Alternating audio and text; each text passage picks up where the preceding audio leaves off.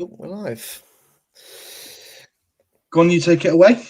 Yeah, I'll go take it away. Good evening, everyone. Welcome back to Not in My Lifetime channel for a very special stream with Beba, of course, next to me. That's all, yeah. I'm not And, the special one here. not today. And today we've got a great guest today. I'm sure everyone will know on Twitter. He's the one that does a lot of the actual articles, a lot of the goals going in. So, especially like myself yesterday, relying on the goals when you haven't got much connection to watch the game. It's helpful to have someone who actually scored the goals. But Simon, mate, thanks so much for coming on. Massively appreciate it. No, happy to be here. And yeah, so it would just be a very casual chat and stream. Obviously, people can come in and ask their questions as well later on before the end. But we'll sort of just get into what we have to ask questions and that, and just nothing to worry about too much. It's a very casual chat. Um, so I'll start off with the first question to begin with. So I'm going to ask you. So obviously, this season's been a very compared to previous seasons of the City, it's been quite a slow start in terms of points. Obviously, not that is it? I think our worst season since like Stuart Pearce. I think is it a 4 point? Was it? Was it the worst season? I think. Yeah, something like that. Yeah. So I'm going to ask you, like, so far from what you've seen, how do you think we've started? Tactically, is it obviously compared to last season? Do you think it's obviously how impressed you by like let's say like the actual defensive setup compared to last season, and also how do you think it will look going forward this season as well? Um, I would say after Brighton, I was pretty worried. Like the whole team, the whole squad felt like a bit of a mess. You know, even Brighton being the day before deadline day, and Ederson's there, and Akanji's there, and Gundogan's there, and it and then they actually played pretty well for the first hour at Brighton, I thought, and then they were just overrun basically, and it felt like mental as much as physical, and you kind of worried for the long-term picture of the team. After this last week, I think loads better. Two big wins and a big result at Arsenal. I know the Arsenal game has kind of divided opinion a bit, but I thought they were really good. And it did show another side of them. There were loads of individually good performances, but just like compared to the 5-1 at Arsenal last year, like there was so much effort, so much commitment.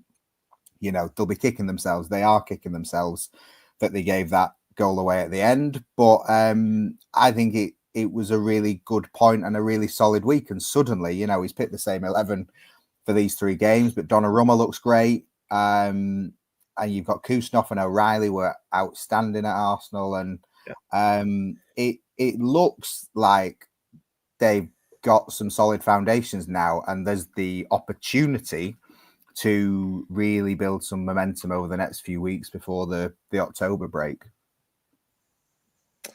Yeah, definitely, and I think it's good because I think I was at the Brighton game myself, so obviously I saw what was going on. I mean, I think for me with that game, like first half, maybe the first 50 minutes of the overall game, I was really impressed with how we were dealing with Brighton compared to last time. I went to the last 2 Brighton away games, obviously both lost 2-1, but both a very contrasting game because I think with the other Brighton one, I could always feel like with how you fought defense with Lewis and Simpson Pusey, it felt a little bit of experience there, but is a bit better. But this season, but again, same issues again. Not put the ball back in net enough times. Obviously, Brighton got 2 goals, and it is what it is. You lose 2-1. But I think, especially recently, I do agree it has structurally a lot better. I know it's not free flowing City, but I said to Debevo before as well.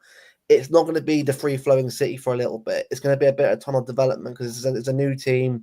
I've obviously got Sheki and Nori and Mamouche obviously out injured right now, but that comes soon. So it'll be interesting to see how we look. I think going into October and also into November coming up as well with everyone back hopefully fit. Yeah, and I think it's all. I mean, it's kind of my job to work out what Pep is saying that is trying to distract us and what is right. And he always says about these the first few games, but especially this summer after the Club World Cup, he was kind of like the first 3 games are pre-season, and the real season starts after the September break. And And I think you kind of saw that. And I think it was a mess with the transfer window still being open. But since the September break, they've lost quite a few players, but they look better and they look more organised. And I think there's loads of positives from the last week, basically. Yeah, I agree. The thing that stood out for me more than anything was tactically how we set up, especially against Arsenal more than anything. I thought going into the game, we actually had a great training game, really, in Napoli. Napoli, naturally being an Italian team, are really, really defensive.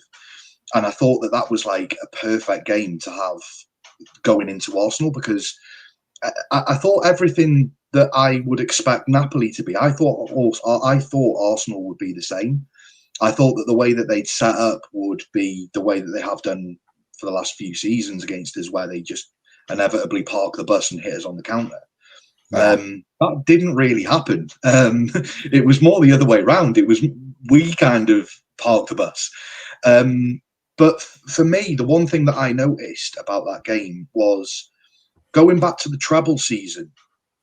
I thought in the treble season, we were quite happy to not have possession and set up defensively strong.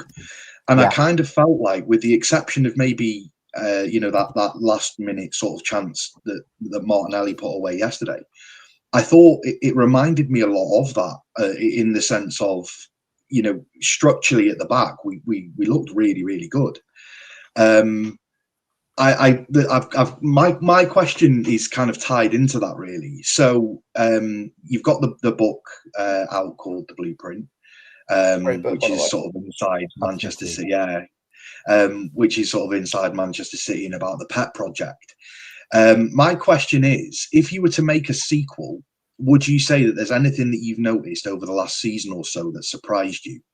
Possibly the introduction of Donnarumma and a change in style of play. Yeah, I mean, I think I might have to write another chapter soon for the paperback. So you might find out. I think the book ended at like September 24, maybe, and they were top of the league and all was rosy, and then it basically all fell apart. And good time to end it. Yeah. There has been a lot of change, and I would say a lot of change with sort of Hugo Viana coming in, and recruitment has certainly been different over this last summer, but also January. I think you could sort of see Viana's influence as early as January with some of the transfers. And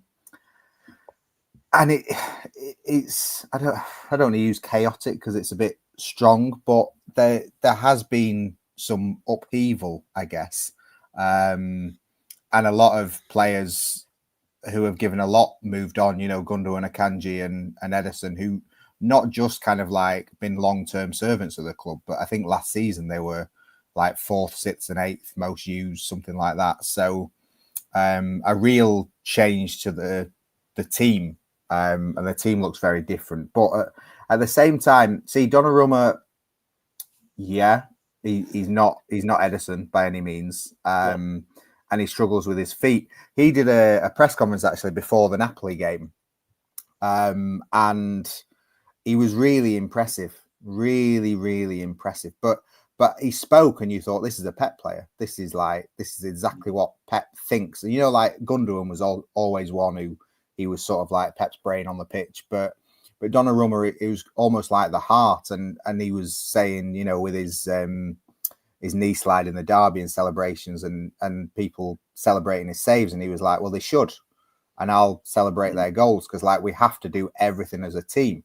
And I think what City maybe lost last season was the mentality more than anything of people who want to win trophies at City. Because it is abnormal what they've all achieved and winning 4 in a row, and like 5 in a row would have been spectacular. But like it wasn't historic like 4 in a row was. And I think some of them, and Ederson probably included in that, as someone who just kind of, they'd done it all and they had nothing extra to give. Whereas Donnarumma is here and he's going to be solid at the back, but he's also going to be sort of jumping on everyone to say, look, I want to win trophies. We need to win trophies. And it's all right, kind of younger players coming through and wanting that, but you do need some of that experience. So Donnarumma is someone who's really interesting, who looks like the antithesis of a Pep player, maybe, but actually for what they need at the minute, and potentially for tactical trends in the game and the way it's going with sort of long kicks more coming in and set pieces and everything like that, maybe that is ahead of the trend as well. But I think fundamentally his biggest importance right now is like psychological and just sort of putting a bit more experience and mentality into the team. So I think that's what kind of dropped out over the last season, and that's what they're really trying to get back. And I would say as well, Bernardo Silva as captain has made such a big impression. Like that Arsenal game on Sunday was Bernardo personified. They ran everywhere. They like wound up the opposition as much as they could. And you really kind of notice that. And then you think back to last season and you think, well, they didn't really have anything last season because Walker was absent and then left. And that is a real change this season. Yeah, I think for me, since Donnarumma's kind of come in, and you're so right what you said about the Napoli interview. Sometimes you can bring in players and they're a bit sort of overly cautious with interviews, sort of very like kind of media trained, robotic kind of answers. But I mean, the answers that he gave, it was almost like he's been a City fan since birth. Like, just to see that passion. And that passion is kind of mirrored on the pitch, I think. I don't think it's any coincidence that since bringing Donnarumma into the team that Diaz's levels have almost gone back to where they were. And I think just having that presence and somebody, because from what I could kind of take away from Ederson, as good as what he was with his feet, I don't feel like he was a very vocal goalkeeper. And didn't really kind of organise the back line that much. But I feel like with Donnarumma, like his presence, and I feel like just sort of organising his back line, like keeping them sort of in line with each other. And I just feel that like bringing him into the team, with the exception of obviously with the fact that he's an amazing shot stopper, I just feel that his presence in goal has kind of given the players like Diaz a kind of boost to get them back up to where they were. Yeah, and it's incredibly harsh on James Trafford, who had 3 weeks at number one and now is firmly number two. But the players have spoken about it, like with having Rodri back in the team. Rodri's not back to near his best, but just having him in the team makes everyone else feel a bit better and feel like they've got that security in the team. And, Trafford's taller than Donnarumma, but Donnarumma's bigger.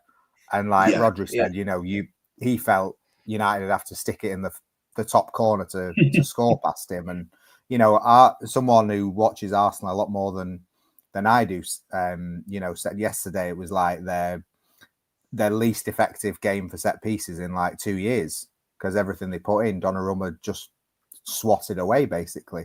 And it's that stability and psychological thing again, that like the more confidence you can have on the pitch. And Ederson was cool as a cucumber and could pass out through 3 opposition players like without breaking sweat. But you're right, he wasn't as vocal, and Donnarumma, I think, is what they need right now. And he is a very Diaz-like character. And I think they both kind of sparks off each other. Definitely. Yeah, I mean, it's like you look back the last 3 games, right? Like, I think if you ask any City fan after Brighton, we're all fearing the worst a little bit. Even like how bad United are. It's a derby, anything can happen. They can beat us, and it's I think a 3rd league loss in 4 would have been a real like, oh no, here we go. But the way PTSD from last season. but do you know what really surprised me though, right? Because obviously about Donnarumma himself, right?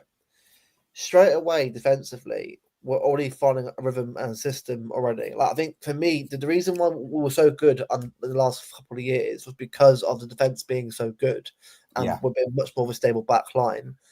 The attack, I think, will come good by itself. You'll start seeing the free flowing football with Savio and Doku and that. Well, I mean, Doku's been brilliant last 3 games, but Savio will probably get that as well. So will Bob. I think the attack will come good. But I think for me, a priority should always be, I think, especially the last 2 games, that defense and the goalkeeper in the midfield. Because once we start getting consistency in this team and a much more variety as well, with the players coming back from injury, I think we'll start seeing the best of the City team. I think people need to be patient this year. I think I'm sure you've seen on Twitter yourself, Simon, right?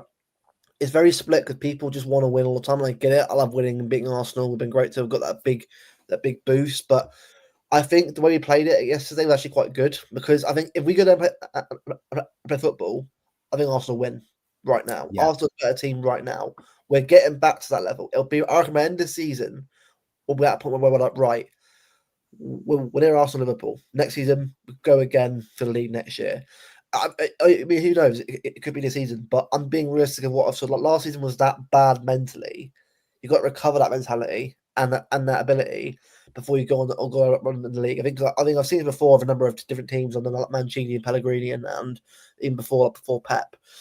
Every team had to build from somewhere. I think a trophy like a League Cup and FA Cup would do a lot for this group right now. Win a trophy. So. Yeah. And sort of funnily enough, I was a bit concerned by the injuries in the first few weeks, and then they get more in the international break. But it's kind of allowed them to settle almost because Marmoush's injury means that Doku is kind of given a free run on that left, and Cherky being out means that Foden's settled in the team, and Aït-Nouri being out means O'Reilly comes back in, and he's been, a revelation. And these players who, at the start of the season, it felt very like, oh, Doku starts, but he's not done much. So Marmoush has come on for him, and then Marmoush starts, and he's not done much. So Doku's come on for him, and Savinho was injured for the length of time that Tottenham were interested in him, and it felt like it was kind of stop-start. Whereas now you're starting to see players come into form.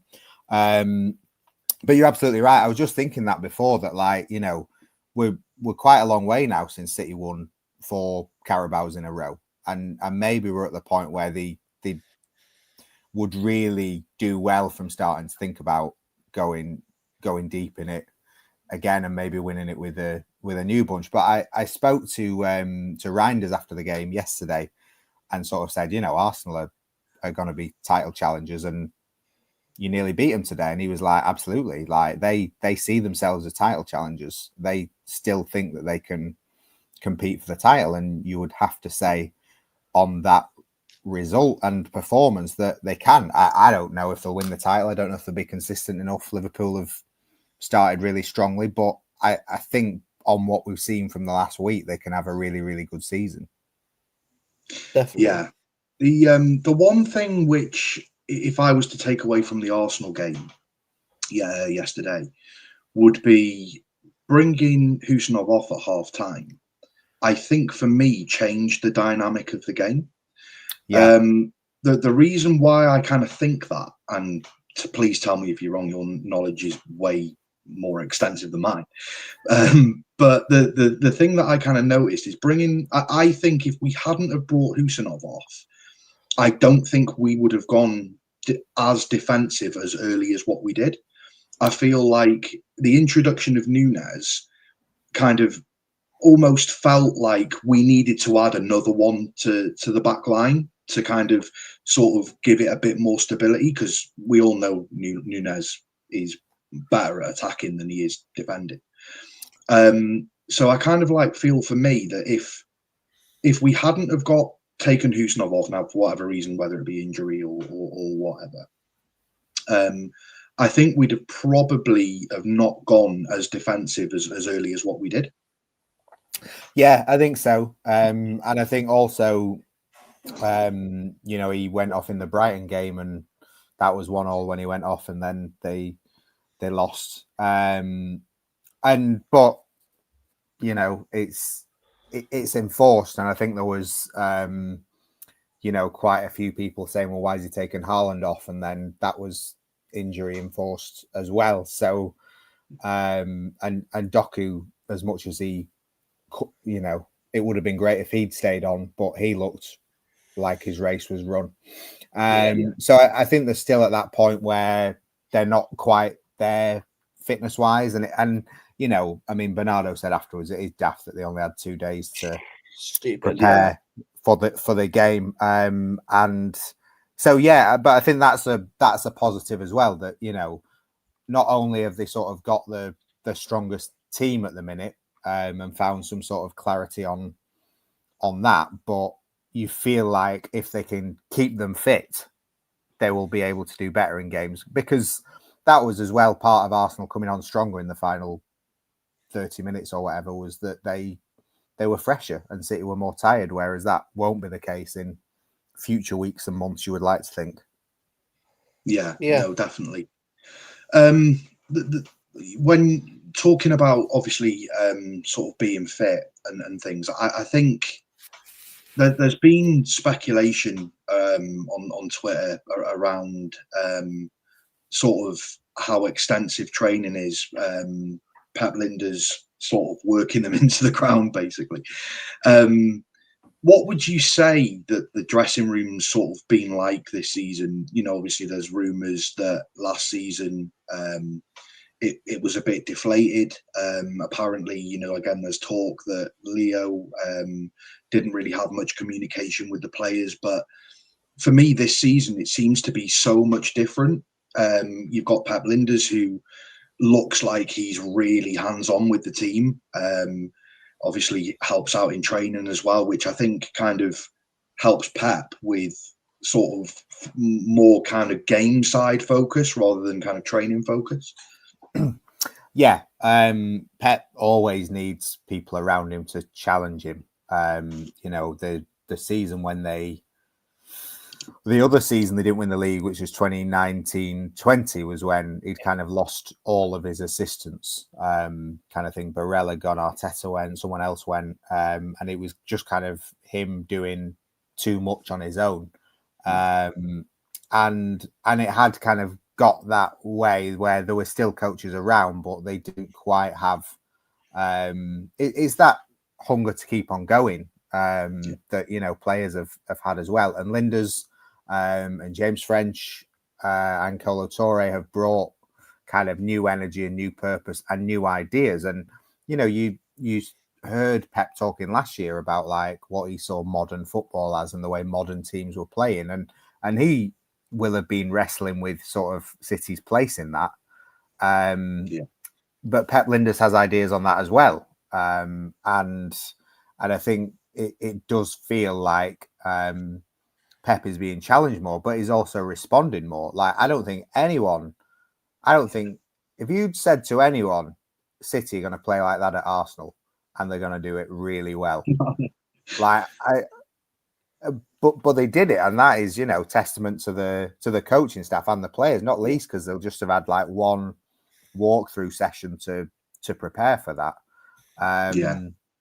But I think the atmosphere in the dressing room is very different because of Bernardo. Because I think Bernardo has really taken this captaincy on. We spoke to him in pre-season in Italy before the first game, and he was pretty scathing about last season and the loss of leadership last season and what he wanted to sort of set as the standards for this season, and he's really getting a response from everyone. Yeah, that's great. No, yeah, it's definitely good to see, and you can kind of see that the figureheads in the dressing room. You can almost kind of work out really who are like the vocal ones. There's no there's no hiding the fact that Haaland's come out. Obviously after signing his big deal, he's come out and said that he wants to do more off the pitch as well as on the pitch, and wants to be sort of a part of this captain's group. And it almost feels like we have a good group of leaders in the dressing room. I mean, I'm also not hiding away the fact that Bernardo is a massive shithouse when it comes to sort of football. Yeah, you know, the coffee when they were doing the clap for Liverpool. You know, it's I love the guy. Absolutely love the guy.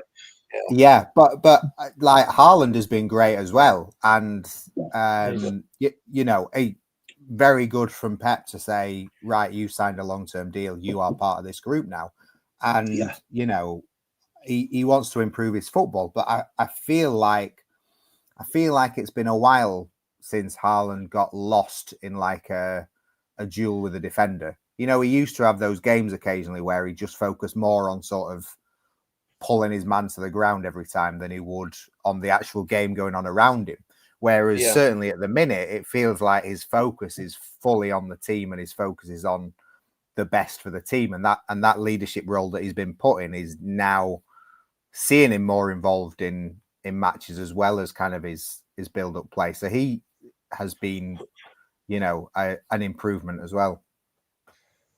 Yeah, and also say as well, I think Donnarumma for me, and obviously he's still new. Donnarumma, it's been like 3 games, so he's still new to the squad still. But already you can tell he's already a popular figure already. Like he's so vocal, and I think because he also, fun enough, last season won a treble for PSG.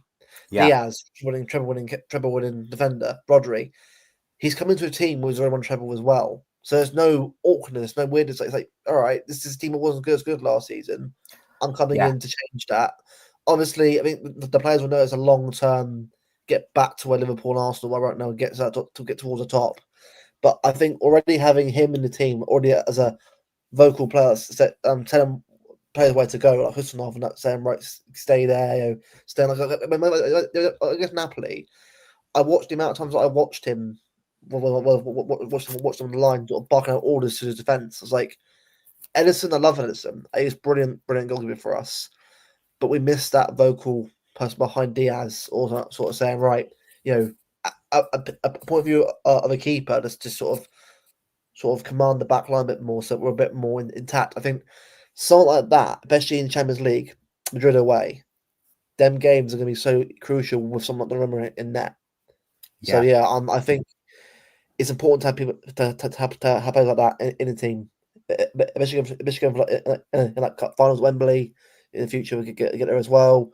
Obviously, Madrid away, maybe Barcelona in the future as well. There's a lot of games that will come up in the future that will test this team. I think this week for me sort of showed to me that we can do it. We can compete against these teams, but it's now getting those details of defensively at the back. Make sure that something like that doesn't happen. Obviously, if it was a wonder goal from like Eze or Martinelli, you can't help it. Is what it is. But you can try and cut out those kind of goals and see out the result. Like I think game management for me is one thing that I think we lacked it yesterday.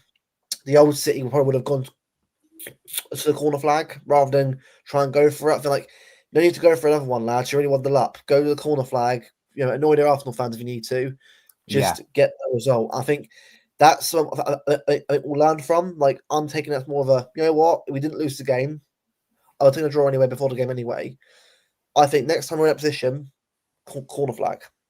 So I think we'll learn from that. I think. Yeah. It just felt like they went too early. It felt like they thought the job was done and they could relax in like the 94th minute or whatever, and then that they got stung. But they will learn. But I do, you know, again, I really feel for Trafford and I really rate him as a keeper. But yeah, the defense in front of him will have seen what happened against Tottenham and thought, "Oh, are we sure about this kid?" Whereas you don't with Donnarumma. Just as well on Donnarumma that Luke mentioned before, it's important during like a game to not, because the thing is, TVs don't pick up on goalkeepers all the time, especially goalkeepers that are down the other end of the pitch. Yeah. I think that when you're actually there and you see it, the one thing that I kind of take away from it is not necessarily watch what the goalkeeper does when he needs to make a save or needs to do an action. Watch what he's doing when the ball's the other end of the pitch. Now, last season before for the last 8 years, Edison's normally halfway line, kind of, sort of, basically acting as another defender. Yeah. I go back to the days when we had Shay Given in there. I remember Shay Given in his own box doing press ups and sit ups to try and keep himself warm. Like, Yeah. I remember those days. So I think it's important to see what they're doing when the ball's the other end, as well as what they kind of do when they're called upon. Yeah.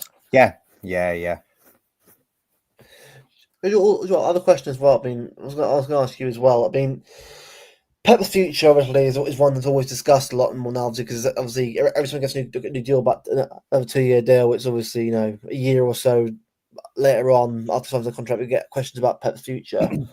I was going to ask you, like, do you think with this rebuild now underway, like obviously start of the year technically was a rebuild, but I think this do you see more the rebuild properly getting into play now? I think now that players are out the door, players are in the door.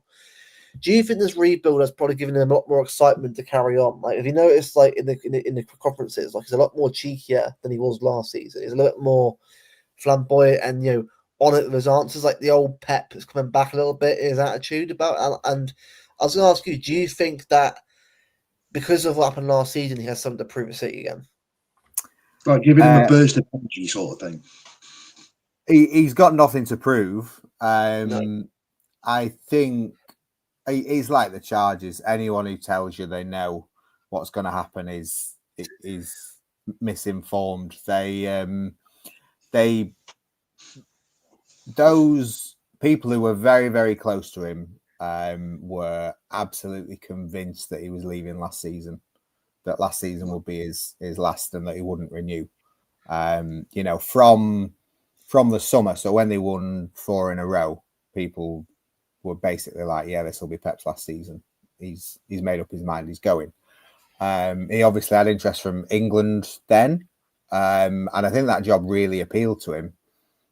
But then England moved on, and I think he reached a point where he thought he's always made a point since he joined and through his career of saying, yeah, I won't be managing when I'm really old. I'll be on the golf course. I won't stay here for long. And he's kept going. And I think he's addicted to it. And I think he reached a point where he said, I want to carry on. I have no other job offer that really appeals to me. I have everything I want at City. Let's carry on with City.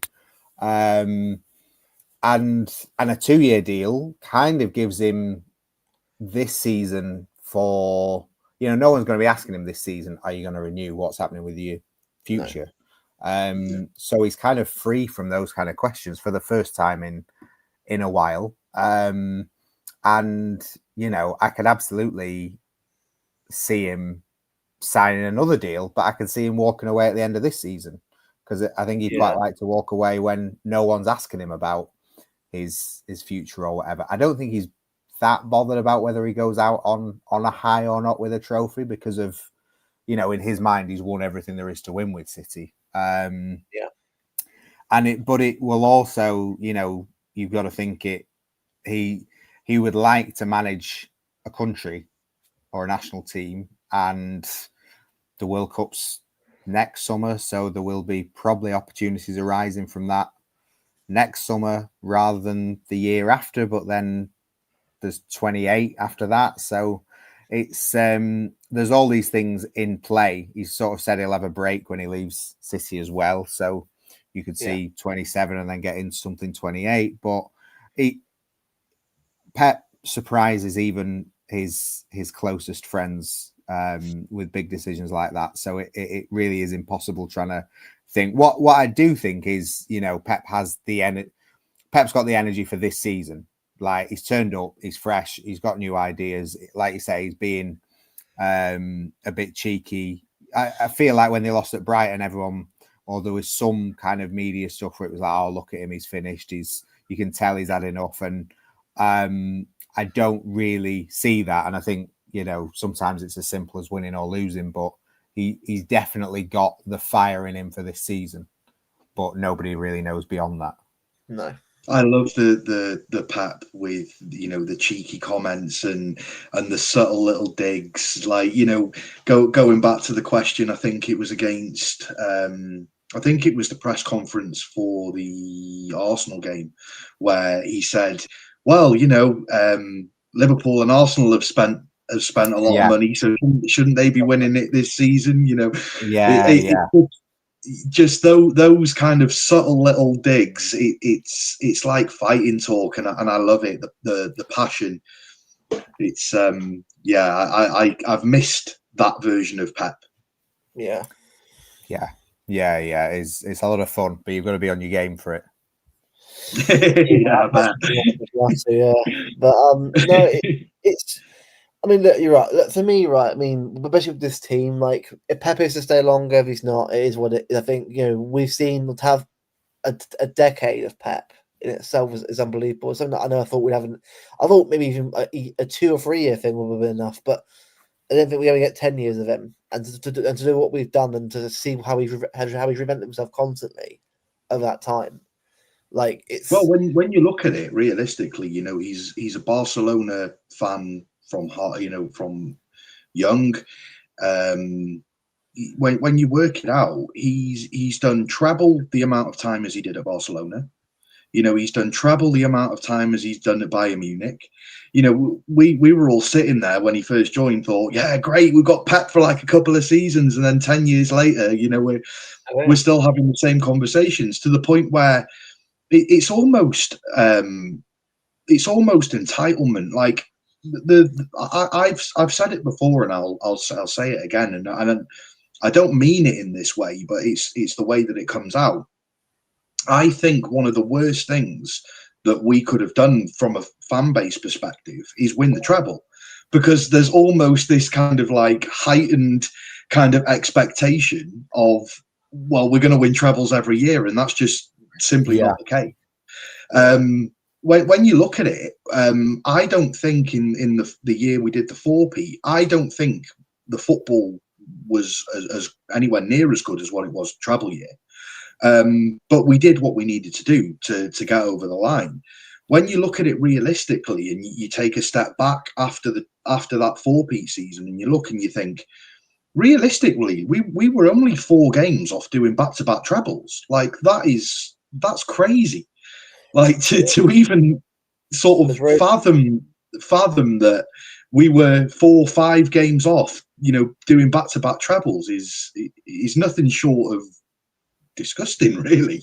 Well, I'll argue as well that I think the FA Cup final that year we should have won. I think the players partied too early. I think it should have been FA Cup finals next. I don't care if you win that, then you celebrate. I know, look, obviously, won the league is still great, but I think you have a final against United coming up again. Like you got to put all your effort into that to get that done.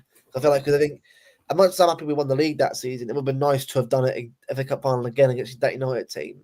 So I think a double would have been unbelievable in itself to get up to a treble. That's an unbelievable achievement anyway. But I think there's a slight little tinge on that win was, I think, that final, was how bad we were in that game. Because I think if you watched it back, I was there watching that final. I think, like, it just felt like we were like nowhere near the team that we usually were. Like, just, we let, and I know it's like, it's in the past now, but it just, some games like that, I think, especially last season, against Palace, we have to get back to that level of, even when a team's do that against us, you got to find a way through it and sort of find a way to get through them. So I think hopefully this season, especially with the last week, we'll get back to that level of getting through results, even if we're not at our best. So yeah, I think so. I think they should be in the mix for at least one trophy this year. Yeah. Right. I'll get the stuff. Oh, go on. I've just got one more question. We can't have a top City journalist on here without talking about 115. It's inevitable. It has to be discussed. So, I mean, I'm quite confident with 115. I don't think that City would have done what they did in terms of, and I think City are confident for this reason. You know, building the new stand, the new hotel, you know, the new entertainment arena. And then on top of that, obviously you've got, you know, the big contracts, you know, extending Diaz's deal, giving Haaland a 10-year deal. You know, there's obviously you can throw in a potential Rodri extension and Foden extension into that as well, which I personally believe is the reason why we're kind of being quite sort of stingy with our accounts at the moment, in the sense of getting rid of kind of the older players to kind of free up room for you know, further extensions and things like that. I think, you know, getting Jack Grealish off the books, with partly off the books. I think Everton were paying something like 75% of his wages and things like that. Getting the wages down to sort of give better extensions. So personally, for me, I feel that that City are pretty confident. What are your thoughts on it? Yeah,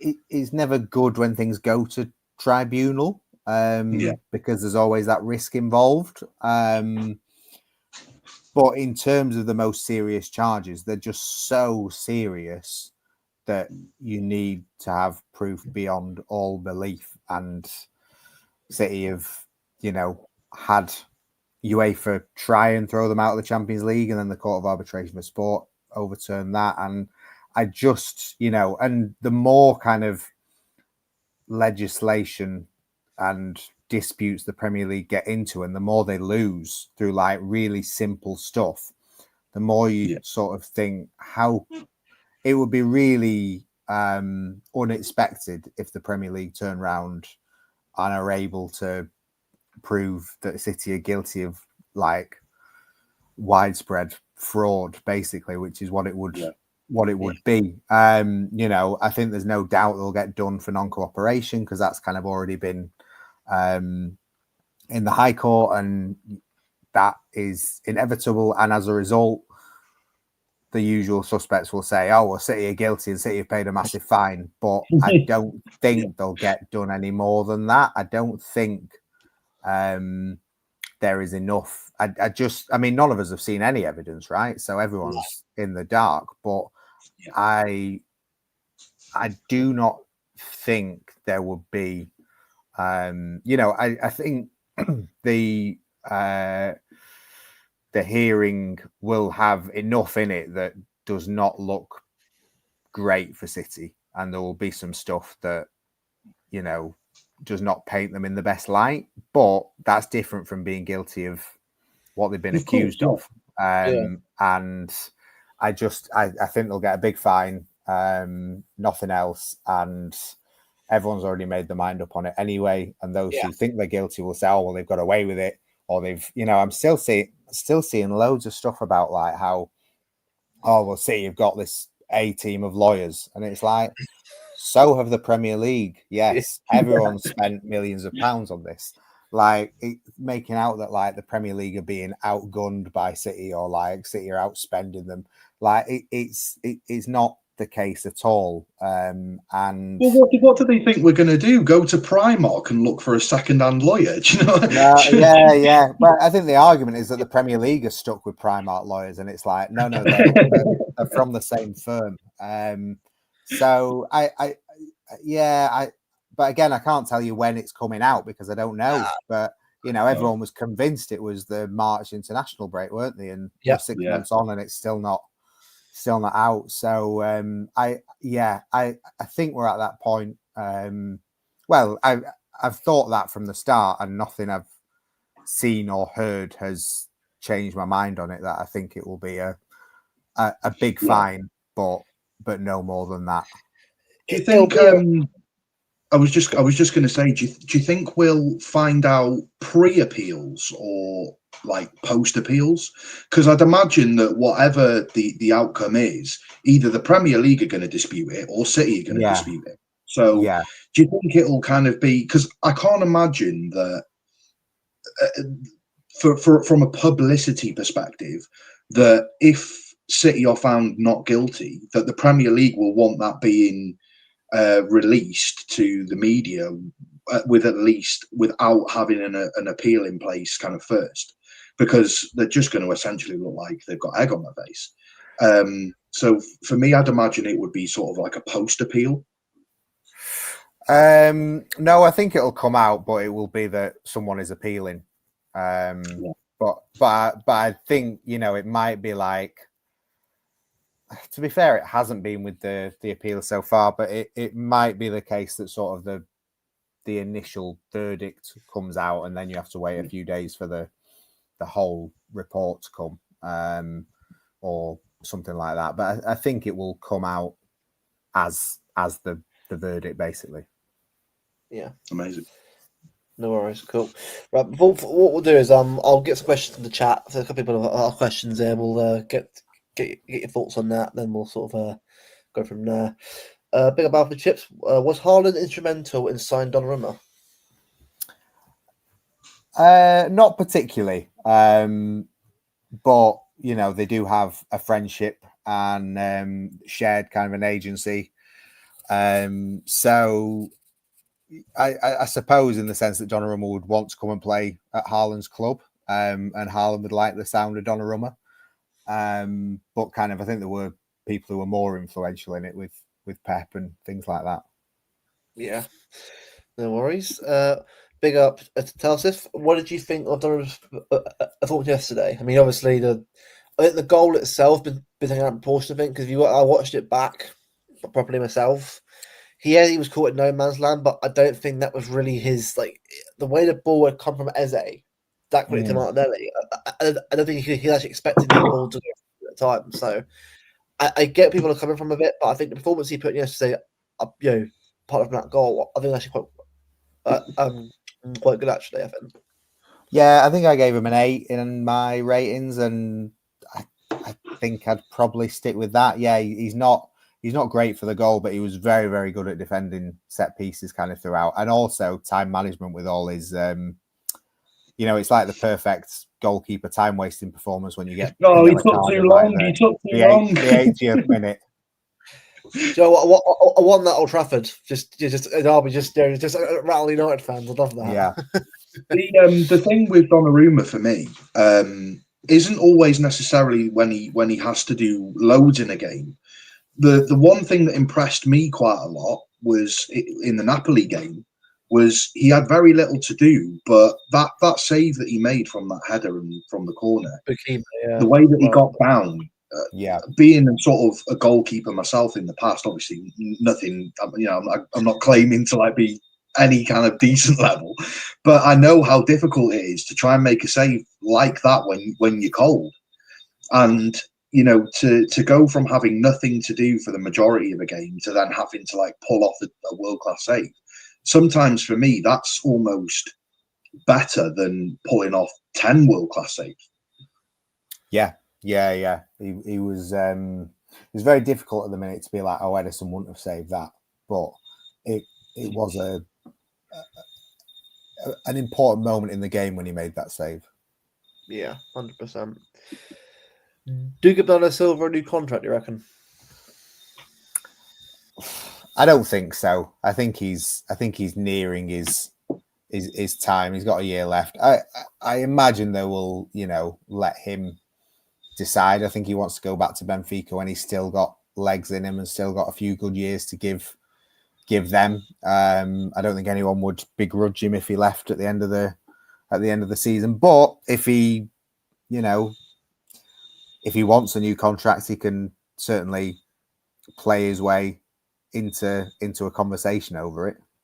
But I'm not seeing yet sort of a clamour for that. No, I know what you mean. Joe, I mean, I'll ask one question myself, actually. I mean, this season, obviously, only what is it, 5 games into the league, obviously now it's obviously 6 games overall, including Champions League. Obviously playing on our 7th game, I think Wednesday with Huddersfield. This season, like predictions wise for yourself, what do you think City win anything this year? I think they do. I think it might be an FA Cup or a League Cup, or maybe both. I think I think they're still not there yet in the Premier League and Champions League. I think they can challenge, but given the strength of the other teams in both competitions, I don't think they can be classed as favourites. But you've just got to take it in small steps, because last season, every time they looked like being kind of, it was the Ange Postecoglou, every time I see the light at the end of the tunnel, it's another train. It was that kind of thing. But, if they can stay solid and stable and give themselves a chance, then, they can definitely win anything they go in for. Yeah. So quick question as well. We'll go on. I was just going to say I completely agree. And just going back to the one about Bernardo, for me, you've kind of seen a pattern over the years, giving Fernandinho the captaincy, giving Kyle Walker the captaincy, now Bernardo. You kind of see this pattern where they give the captaincy to someone who's sort of coming towards the end of their time at City. So it wouldn't surprise me if he decided to, call it a day in the next season or two. Yeah. One question here, and then that should be it. With arrival of Donnarumma, will it spur on Trafford to fight for the spot, or do you think he'll look elsewhere? I mean, probably both. He will want to fight for the spot. He wants to be City's number one. He wants to be England's number one. But the fact that he wants to be England's number one means that if he wants to get in the World Cup squad for next summer, like, you're not going to get there just sat on the bench at City. So it's, they signed Trafford as an opportunity, and they convinced him, and he was convinced that he was going to play a major part for them this summer. And then it doesn't look like he's going to get games beyond, the League Cup and an FA Cup and maybe a few Champions League games. So it kind of depends on him. He's still young, but he is very, very ambitious, and will want that England place as well as playing regularly, because he played regularly last season, and that sort of brought the best out of him. And I don't see how he plays regularly at City kind of in the next 10 years, unless Donnarumma has something go majorly wrong. But, they've signed Donnarumma and basically said, you're a young goalkeeper. You're our number one for the future, the foreseeable. So if you're Trafford, you probably have to look elsewhere. Yeah, no, I agree. Just to kind of finish off, obviously, I understand, we've been on for a while now, and you're a busy guy, and thank you very much for your time and giving us your time and coming on and having a chat with us. It's been brilliant. One question that I'd like to ask you, past or present, is just a bit of a fun one. Past or present, what would be your ultimate City five-a-side team? Oof, five-a-side team. I mean, Ederson has to be in there. Kevin De Bruyne has to be in there.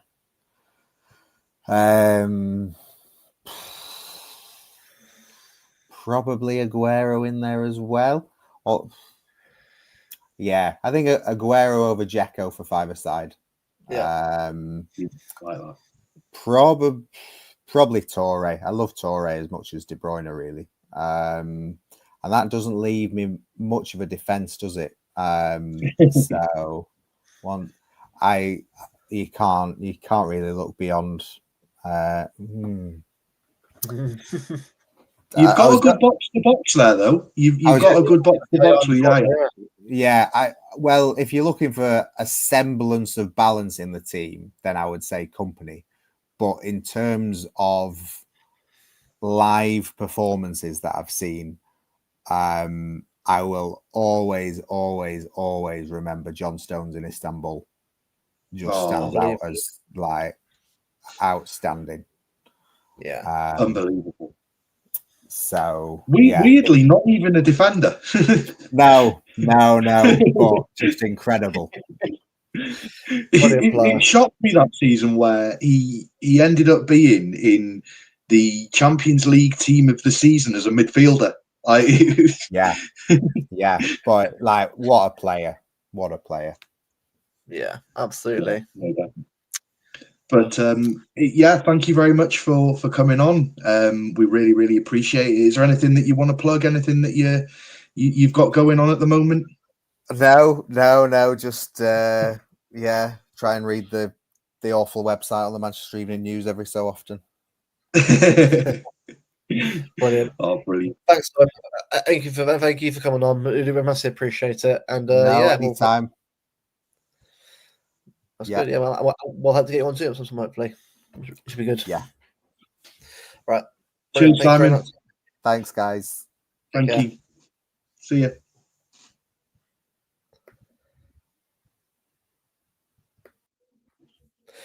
Brilliant. Well, I think obviously we're not done yet. By the way, it isn't like we're done with the stream now. It's now on to the what a great guy, by the way. Oh yeah, fantastic. Honestly, Simon, fantastic. Thank you so much for that. Much appreciate it. Again, yeah. Obviously, won't be a constant thing, but we'll try and get one again at some point in the future, definitely. Because I think that was a really good chat there. Yeah. Bevo, it's time to get on to the real meat now. The last 7 days of Man City football. Because our last stream, by the way, was a preview for the derby. Now you're probably wondering, why weren't we around for that at all? Sorry, I've been busy. Life and the amount of games that came thick and fast. But here you will get our review of the week, a breakdown of the performances, and also a question as well of like. I don't know. To be honest, mate, I don't know how we can top that. Like no. we've just had. Cheers, House Captain. Yeah, thank you. I don't know how we can top that. You know, we've got Simon's opinion on where the team's at. Where, as far as I'm concerned, I may as well just shut up. Like we've had the guy. The guy has spoken. So yeah. No, honestly, it's great because I think for us as well, the community, who obviously we'll follow Simon pretty much on Twitter anyway, on Twitter. So obviously everyone sort of follows him because. I'm sure people also remember as well Stuart Brennan before Simon. I think Simon came in while Stuart was there as well. I think he obviously took over from him. So obviously Stuart Brennan is quite a long time. Obviously was a big journalist himself in Manchester Evening News as well. I remember watching his articles on that for many years as well. But yeah, Iran. Well, I'll be honest, right? No much rant about really. Cause, Joe, I'll have a rant about people's reactions to yesterday's game. I'm going to say as it is. Yeah, I agree. Right.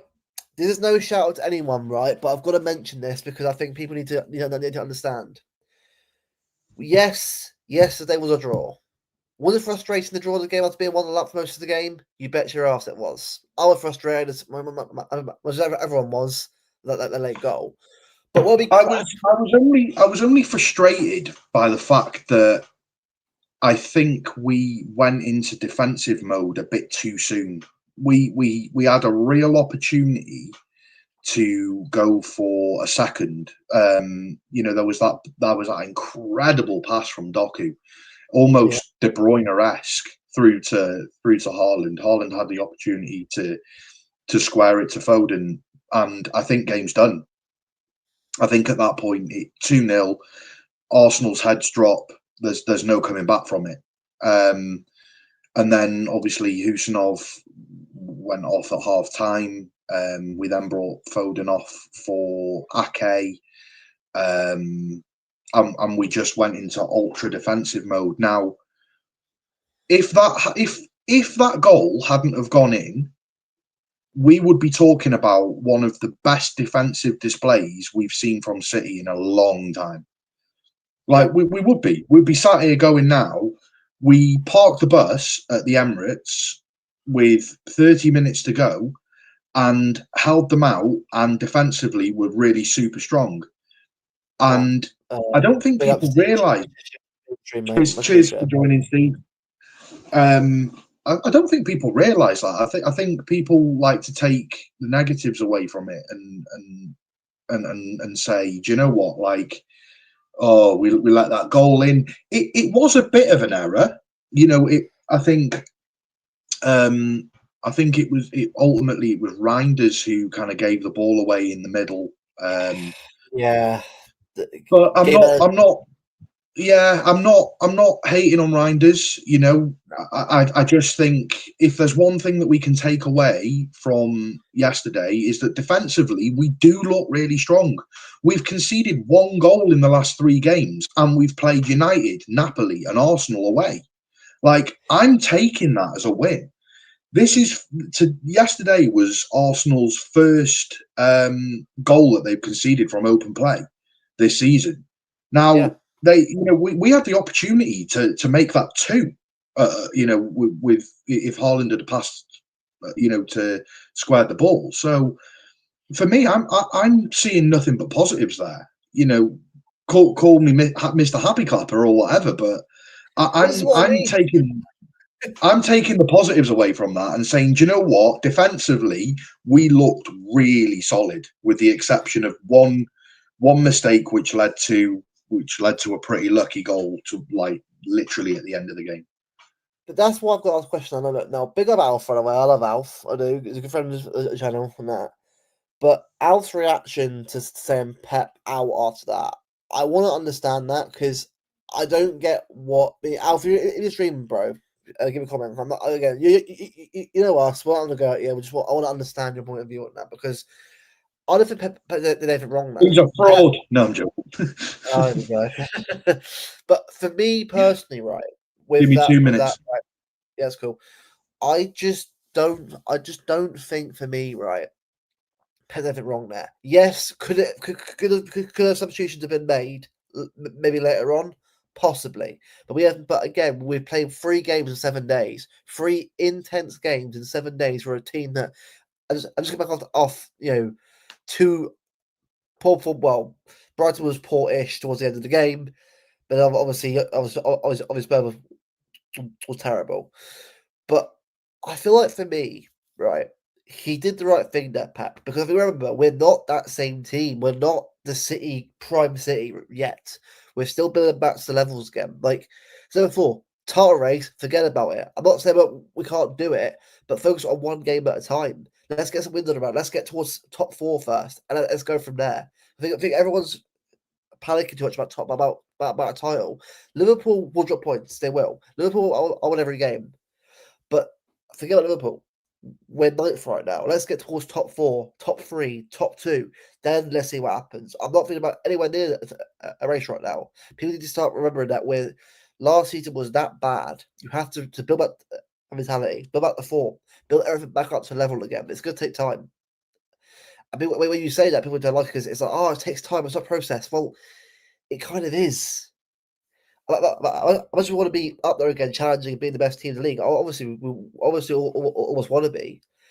We got to start somewhere, and that somewhere is before yesterday. 2 draws. 2 wins and a draw. He's been 3 wins. Yes, I'm frustrated we didn't win the game. We all probably are frustrated we didn't win the game. We're that close to getting 3 wins on the bounce in 3 difficult games.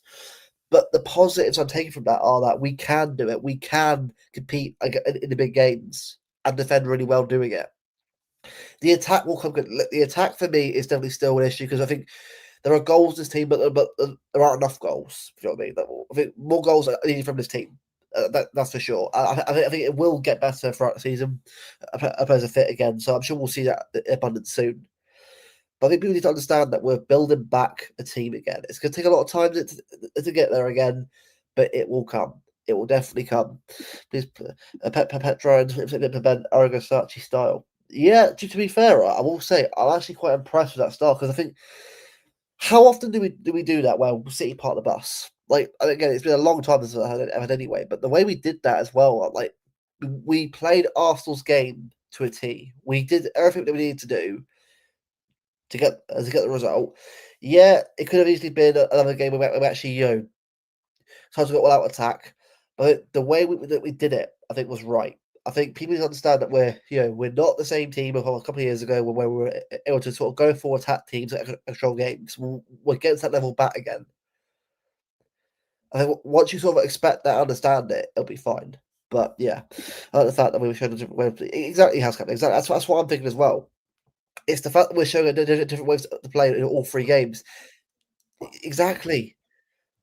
It's what I've been saying for a while. Like this team needs to sort of get back to the levels required. And the thing is, you can't just go win a league title after last season straight away. You have to build up a mentality, the performances, and also consistency. It's going to take time, and it will get there. Big up Acuna and Way Ray. Big up Mark. Big up from Bankway. Big up you guys. Much appreciated. So if you want to watch, after the stream's done, watch the very first hour of the stream because it's definitely worth giving that a watch with Simon. Again, Simon was here about an hour or so, so you've got a good big up Simon for Bajkowski for giving us an hour of his time. It was brilliant to get insight from somebody who knows what they're talking about. Again, if you've not seen it, go back, subscribe, because we've got more coming up this week. We do really big things coming up, and also for the rest of the year, we've got some really exciting projects which we're going to be doing. We want you to be part of the journey too. So give us a like and subscribe because it really helps us grow. Absolutely, but no, like I obviously I'll be chatting about the game and that. I think people have overreacted. I think I don't understand this whole any February sessions. I was thinking like we didn't lose the game. Like I get we won. Do you know what it is? I get people are frustrated. I'm frustrated we didn't win the game. But the problem is where we come from? We come from a season where mentally we were terrible. The whole team, club and everything was in a real bad state last season. We're coming back to levels again. It will not be an instant fix when we're back to levels again. I think this week, I'm proud of this team this week. They've shown that I'm proud of how we fought. Yeah, it wasn't prime City ball, but we're getting there. The attacks are starting to get more crisp. It will click. One game, this team will battle someone 6-7-0 again. It's because it will start clicking the gear at some point. But it's patience. This fan base needs to be patient. Not us, the chat right now. Like, not us two or everyone we know in the chat right now. But obviously, us being everyone in the chat, we'll know what it will take, and we're seeing the signs of it. It's more the wider fan base. We got to relax a bit. Like we're not that team. It doesn't mean we're shit. No, we're not shit at all. We're a different city, a different way of playing.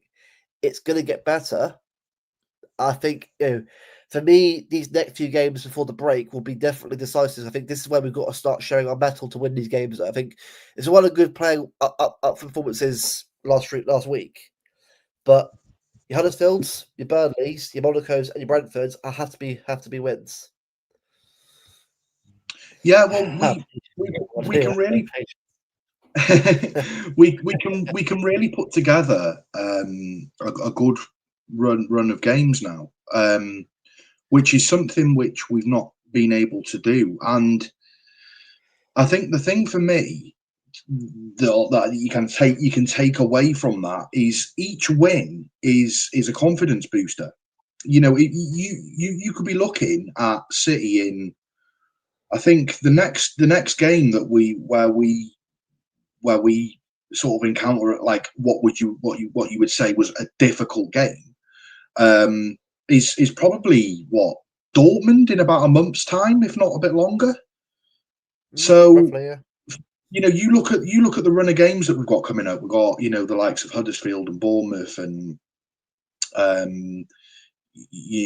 Villa, who were basically bottom of the league, So I think the thing that you can take away from it is that's going to do nothing but boost mentality. Picking off games one by one, getting wins behind us will just naturally help improve performances anyway. Yeah, exactly. But this is the thing though, like again, I was there at Napoli, obviously, and I saw it myself. I saw, like, for me, there's one player I want to give a lot of praise to, is Doku, right? Doku for me has proven, like, you know what? I ask for it every game. He's delivering every game. So Davey T with that comment as well, by the way. You show me your strike force, and they failed, and they celebrated a draw. You had AFTV clapping at the end, going, "Oh, yeah, what a draw!" Like you're playing at home against you're playing at home against a team that is in the middle of a rebuild, and is not the team that they once were, and like celebrating that is just a bit embarrassing, isn't it? But exactly, Kathy. This will be everyone was thinking we'll lose. I said before, give me 2 wins and a draw this week. I'll be buzzing with that. 2 wins and a draw. I would say I agree with that, but I would say that it feels more like 2 points lost than a point gained. I think that's the thing. I think if we had come back from 1-0 down to get a draw, I think it's a different kind of feeling. But what it is, though, for me, is like it's more the fact that the fan base. I think even the players were frustrated as well, couldn't they? You can tell it's frustrated because I think they wanted to win that game as well. But that was a better song. Injury. Yeah, I am too Venable, but I think hopefully the injuries do get better. Hopefully. I'm sorry, I've got to read this out. Donnarumma, right? I don't know how true this is. I don't know how true this is. But if he has said this, then that is unbelievable. Apparently, Donnarumma and his Yashin, because he won the 2025 Yashin Trophy. I don't know how true it is, but he said, "I want to thank Pep Guardiola and the Man City board for believing in me." I don't know if that's true or not, but if it is, because obviously we've been on here, so I mean, I'm just seeing things floating around. But if he did say that is unreal. Well, he's just finished ninth now. He's ninth in the rankings for Ballon d'Or. So yeah, I think personally should be higher than that. Personally, than Palmer. I know why Palmer's higher than him. Right, here we go. This is the rankings: 10th Mendes, 9th Donnarumma, 8th Cole Palmer. Why is Palmer 8th? What? When Mendes just dropped a 10 out of 10 season and won a treble. And a Portuguese trophy with Portugal. Oh, he took it out of him, man. Mbappe, how's Mbappe 7th? What did he fucking win? he did individually have a good season last year, though, really. Ballon d'Or winners Dembele. Fair play. Dembele's won it. Fair play. I thought it would have been Yamal personally, but I'm not against Dembele winning it. Yamal for me, I think has to win more than the league. I think Yamal for me, if they won like the Champions League, he'll probably win his. I reckon Barcelona win the Champions League, he'll win. He won something with Spain though, didn't he? No, he didn't. No, Portugal beat Spain, didn't they? Oh yeah. Yeah, so it was a 6th Hakimi, 5th Rafinha, 4th Salah. Fair play. I mean, Salah did drop a good season last season. You can't. That's deserved. You can't. Deserved top. Yeah. And Vitinha 3rd, Yamal 2nd, and then Dembele 1st. Do you know what? It's weird how Dembele is number 1 after all the memes of him getting injured. Where's Rodri? Where's Rodri? Holland 26, by the way. Holland 26. Like, what? 26? Yeah. Go on, mate. Oh. About Martin, I'm proud of the week nobody gave us a cat and hound chance. We should measure development and Pep, coach the players and clean sheets, fight spirit, come on, want to win. Exactly. That's exactly what I'm happy with. We are getting that mentality and the hunger back. And the problem is you can't I mean, people want everything all at once, mate. All at once. They want that back. They want that back. And win every game about 5-0. You have to actually get the levels back first before you start challenging for any title. I think this week will be a real.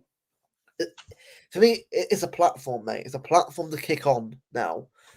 For me, the next 4 games before the break need to be all wins. Huddersfield needs to be a win. There's Burnley, Monaco, Brentford. Win these next 4 against the break of 4 wins. That has to be the aim. And we definitely got exactly, Dave. Exactly, we do. It gives them a point. We did, but I think the reality is right. Last season's team would have got battered last year.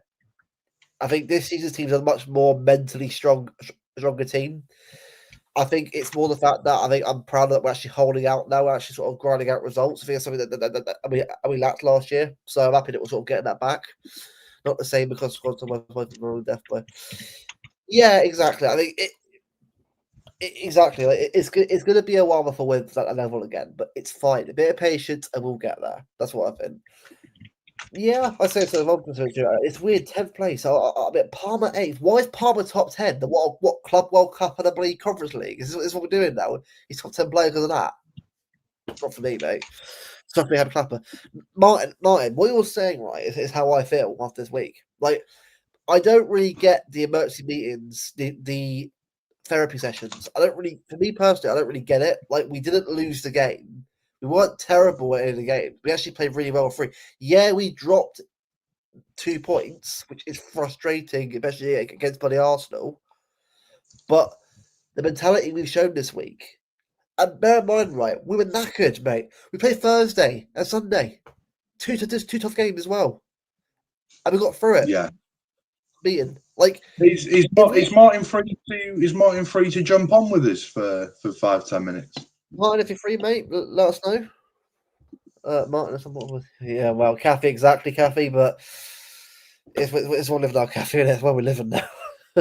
Yeah, the thing is, right, for me, it isn't being clapping. It's being realistic.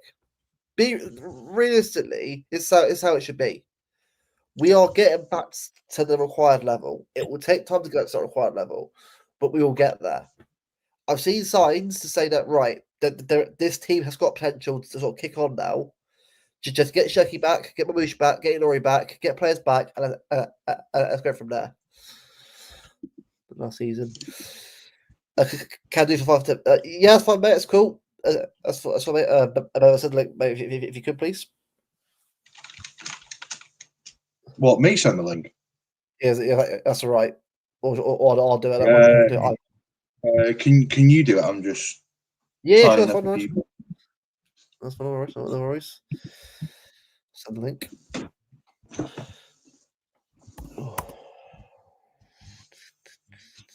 I'm just going to swap over to computer. Give me 1 minute. Yeah, no worries, mate. Big up the chat they've coming in so far from Martin stream. Much appreciated for tuning in and leaving a like. In full screen right now, but we'll be back in a little bit. My PSG players, yeah. I think Salah getting top 5, I understand, especially with the amount of goals he got, the amount of Gino he got last season and a Premier League title. I get it, but it is a weird one. I think it would have been. I think it should have been like, Mendes should have been top 5. I think. I know that sounds a little bit. People will say, "Oh, what Salah got whatever," but PSG players won a lot last year. Yeah, I think they deserve minimum to be in the top 5, top 6. But yeah, I do think you're right there, mate. I do think you're right. There we go. Yo. There he is. He's back on the old computer. Yeah, but no, you know what it is, right? I'm feeling a positive. Like, compared to Brighton, mate, I'm more positive than I was at the end of August. I'm a lot more positive, a lot more like, you know what, let's go for it now. I'm not like, it's something to fight for in this team, and that's something that I'm sort of excited to see more of. But that's what I'm even about. Like, Mendes to me could easily be a Ballon d'Or tender. That's the year he had. I don't understand why he's 10th for. That's a really weird position for him to be. Like, he should be higher than that. Who do you think will play Huddersfield? I think it would be Mukasa, Bob, Savinio. I think it'll be a lot of the French players. I reckon will play against Huddersfield.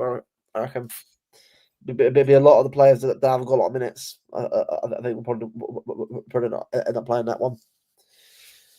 like Trafford will probably play as well. Trafford, Rico will probably play as well. I think it's more that, I think. But I think for me, right, Wednesday, right, it's a chance for us to rest. But I think for me, just Haaland, don't even bring him there. If he's struggling with pain, don't force it. I'd rather him be rested for Burnley, personally. Give him a week off.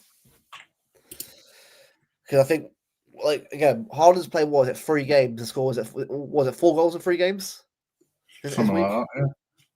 Yeah, but that's amazing, isn't it? Like, Napoli, all 4 of them were goals as well.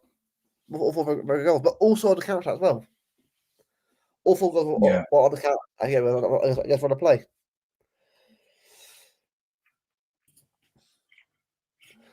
I've sent a link to Martin if you're in the chat, mate. Hopefully he's seen it. If not, might have to send the links somewhere else. Holland, not really done. A couple of years ago, mate. Definitely not this season, though. This season, out of the crap that was said this year, definitely not. But hopefully, he's done Ballon d'Or, definitely for sure. Minimum of 1, definitely. After the year he had to start season. There he is. Martin, big up, mate. We doing good? Evening. Sorry I'm off camera. I was putting everything away. You know, when you've done a show and you put everything away and you're like, yeah. And they're like, no, jump up. But big up to you all. Hope you're all well. Sorry, happy clapper here. Don't know if you've seen it. Have you seen the Simon the Simon interview show? No, it was live. I'll watch it back. It's a good one. Big up. If you've not seen it, it's big up.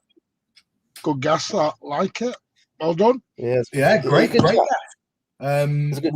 We've got another big one on this week. Hopefully. I don't know what day, but we've got Fan Zone Danny coming on with us. Good lad. Yeah. Well, it's good. We're upping it a bit more, which is good. So, but you know what it is, right? I mean, Martin. Yesterday, right? I know people are upset that the 2 points drop. I get it. I'm frustrated as well. But I'm so proud of this team at the moment because 3 difficult games that no one gave us a hope in hell to get through after Brighton and Tottenham, and they've come through and fought so difficult. And another day, mate, it's either 9 points out of 9. But I said before, I would take 2 wins and a draw as a positive this week, and we got them. Yeah, I mean, listen, I get people being frustrated and upset, and I get it because it's emotion. I get it on the day. So, when, straight after the game, I get people being a bit emotional. That's why when we lose, we don't tend to do a post-match after the game till the next day because everyone goes hyperbole and they make it something, when you've had a sleep on it and you've chilled and you've relaxed and you see things a little bit different. But yesterday I was shocked a little bit about the reactions a little bit. I was shocked at people. How do I put it? I feel as though we're always, every game now, we're looking for a scapegoat somewhere. Yeah. And I always remember when we were winning, we were conceding goals and we were still making errors. But because you're winning and you're on that winning train and you're on that tidal wave, you don't look at things in depth as much and you don't look at the negatives because the positives are always pushed to the front. And I just think at the minute, a lot of us are in a bit of a negative mindset. We're still a bit unsure about what's going to happen. Nobody wants to forget last season, despite our chairman saying, forget, turn the page, new chapter, let's go again. It's PTSD. Nobody wants to ever forget last season. We'll still be talking about last season in 5 years. I promise you, we'll still be talking about it. And it's gone from last season was a mess. We were this. So all of a sudden now, we've spent a bit of money, so we should be back to challenging for titles and Champions Leagues, and off we go again. And I'm like, I wish it was that simple, just to spend a bit of money, click a reset, and here we go again. And Yeah.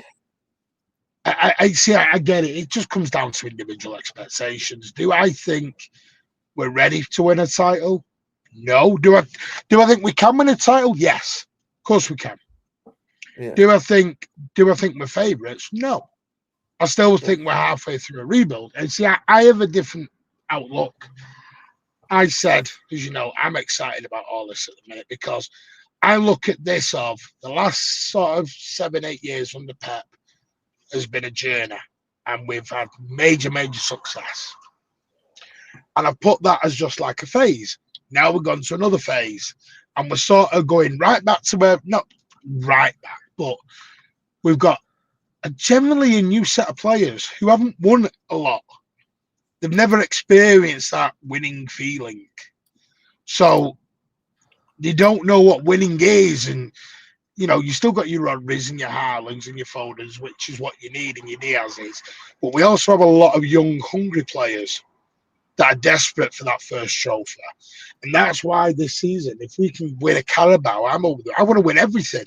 I want to get that winning feeling back into the fan base, to the players, to everybody. So it sets it so you put a benchmark down, and then we move forward. You know, people forget it took us 7-8 years to win a Champions League under Pep Guardiola. It took us 13 years under this ownership to win a Champions League. You know, we didn't just get taken over and lift onto a Premier League. It took time. And I think people just think, yes, Kushinov, I think he's outstanding. Yeah. But Kushinov's never won anything. So he's got to learn and adapt and get to that winning mentality feeling. That's all it is for me. And I think it'll just be, to me, this is just part of the journey. I don't think, people want to do a therapy session and they want to do an emergency meeting, let them do it. That's how they deal with it. But I still think that's based on last season. Yeah. And not this season. They're still harbouring a lot of unforgiving situations that happened last season. Yeah. That's just my opinion. Well, that's just the thing, because, last season's team, right, if you're looking at it, right, would not have got through this week. Oh, was Bevo left? But was it that bad? I think it's probably probably. We're back in a bit, as always. That always happens every now and again. But no, honestly, for me, I've seen a lot of positive signs this week. I think mentality-wise, we're getting there. Like, it will take a bit of time to get back to the top levels again. I think by the end of this season, we'll be a much better team as well. I think it's about people needing to understand that you can't just go from last season to a title winning, unbelievable season the year after. Like, even in 1920, we didn't win the league that year, but we still actually had a decent team. I won a Carabao Cup that year. I came second. Injuries happened as well. Last season was just a all-round bad season, but we got third in the cup final. And I know it's been a cup win, but when you're building back again to a level required, back to the levels of previous, it will take time to get there. You can't just rush through that. Do you know what? The only bit I don't like is, and I know it's joking with some, but if you're okay with the week you've had, you've no standards. If you're throwing your toys out the pram, you've got standards. And that's the bit. We've put everyone into camps now. If you've got standards, you don't have. And I've just come off a Newcastle Oil Brothers. And there's a Newcastle fan in there with Baz. And he said, but he's going, oh, Baz has no standards. And I think it is. I think it is a little bit of a generational thing. I think it is. I think some fans of today get a little bit. If you don't demand change when you don't win anything, you've no standards. What people got to realise is the fan base can't do anything about what goes on a pitch. No. You can have a whinge, you can have a moan, we can have a debate, and this is what this is all about. What we do. This is about debating and joke, but none of us can. just because I say, oh, we're not going to win a title, and I'm not having a kickoff about it, doesn't mean my standards are low. I look at it very differently. I just think I've got a bit more patience, maybe. You're a happy clapper. Like I don't, but remember, I'm not asked about being an happy clapper now. I know you're not, mate. It is what it is to me. But at the end of the day, do you know what's really sad is like Napoli on Thursday night, there was 10,000 empty seats. Would there have been 10,000 empty seats if we were champions? Yeah, I'm not too sure. So what was it? Just full of happy clappers in that stadium on Thursday night? You saw how empty it was, Luke. Yeah, I've not seen the Champions League that empty in a long time. Did Martin meet One bad season to give up.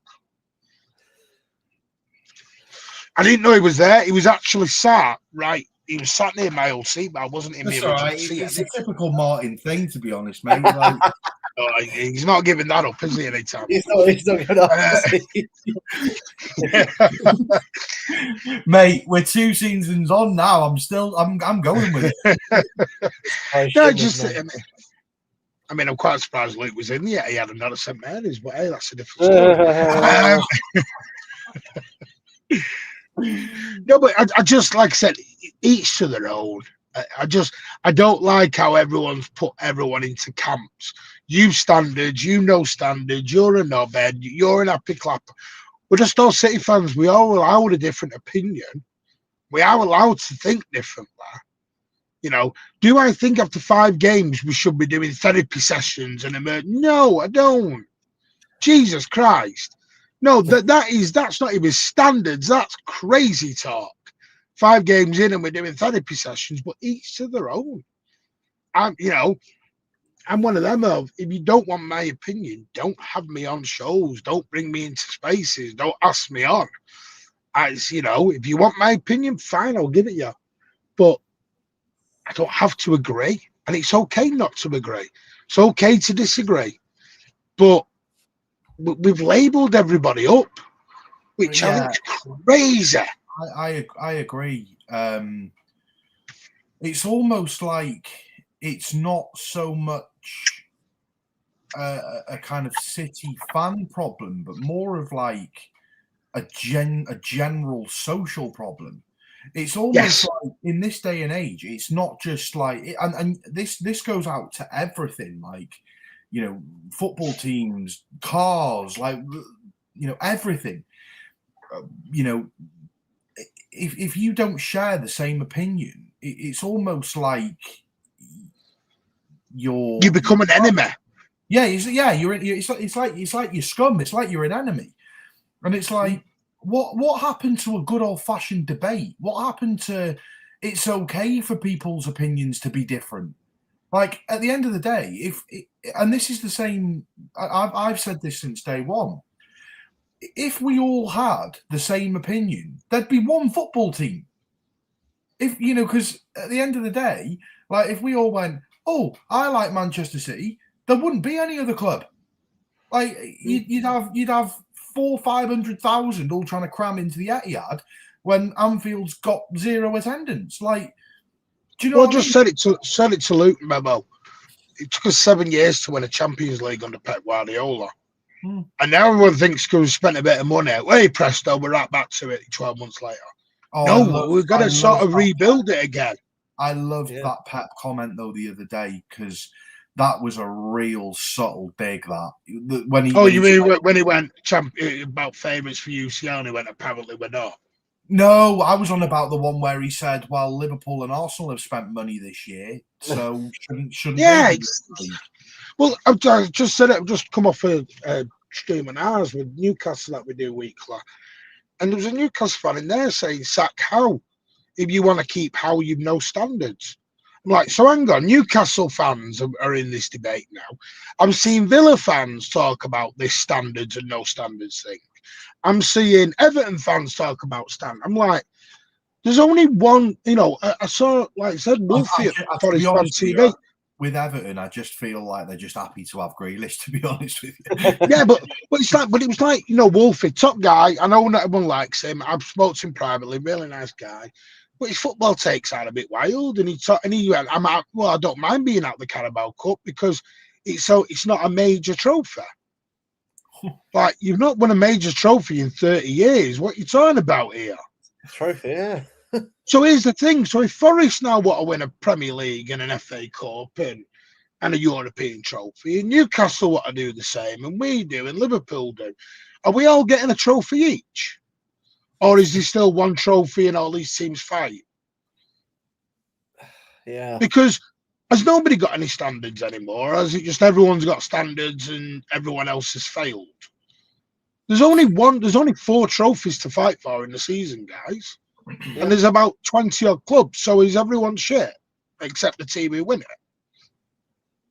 I don't, and that's not for me. As long as we're challenging, and I do think we'll challenge. How long we challenge for, I don't know. That's a separate situation. But I honestly think next season, next season, I do think we should try and win the title 100%. I do think we should be one of the favourites. But if we're going 3, 4, 5 years without winning a title, then yes, let's sit down and let's have a discussion, because then we need to have a discussion.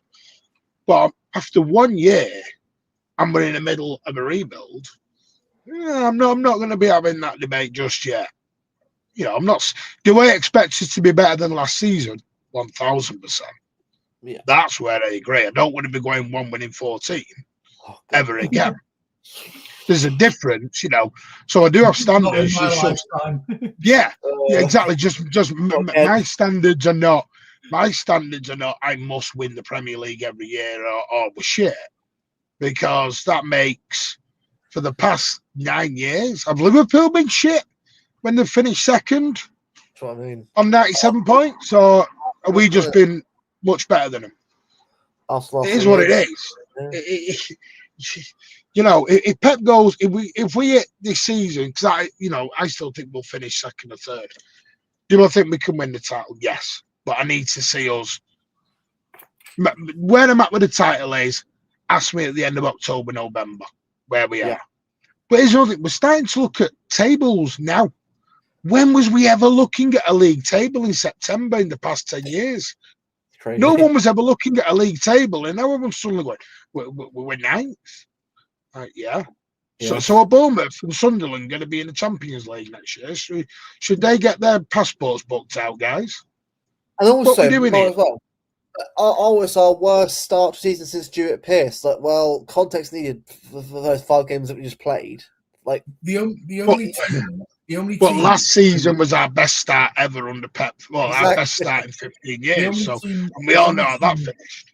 The only team that you can look at now and go, okay, well, whereabouts are they in the league? And think, okay, that's probably where they're going to roughly finish. Is probably United. You look at where they are in the league now. What are they, like 10th, something like that? Yeah. I mean, so it's like the money thing, Bevo. So if Liverpool don't win the title this year after spending $500 million, should swap this out. No, they should. No, I agree. But should swap this out. No. That's what I'm. But like I said, I just think. What again? Ronnie Swart get sacked if he didn't win the league this year. Yeah, say he don't win the league, and he spent $500 million, because that's what gets labelled as City. Like Pep said, if you spend money, you guarantee the title. I think if he does the same next year and doesn't win it this year, and then does the same next year, I think questions need to be asked. But spot on. Yeah. But we've never. We've never come close to spending what Liverpool have in like what Liverpool have spent this summer. We've never ever been the last 3 or 4 transfer windows, if not longer. Yeah, spot on. So and that's United should be winning the league, shouldn't they? Because United have spent $2 billion. Shouldn't they be winning all these leagues? Shouldn't Chelsea be winning the league? They've spent Chelsea, Christ, yeah. I mean, the thing is, to me, is all I want is progress. And I don't mean that in an Arsenal sense. I'm not trying to be Arsenal, by the way. What I mean is, I know I have enough faith in Pep and the players and the club, and this week has shown me we are very different from last season. Very different from last season. 100%. I'm seeing something in the players. I'm like, yeah, I get it now. You won it. Last season hurt you. I'm hearing players are going to sign new contracts. Like, the thing of Rodri did an interview. He's going to Real Madrid. Who said he's going to Real Madrid because he did one interview? So what you've done is you've taken that interview out of context and totally changed it into Rodri's off to Real Madrid. No, he's not. He's not going to Real Madrid. Let's stop that now. And people will find all this out in a few months, but we're going to make signings. This rebuild is not finished. I'm just excited.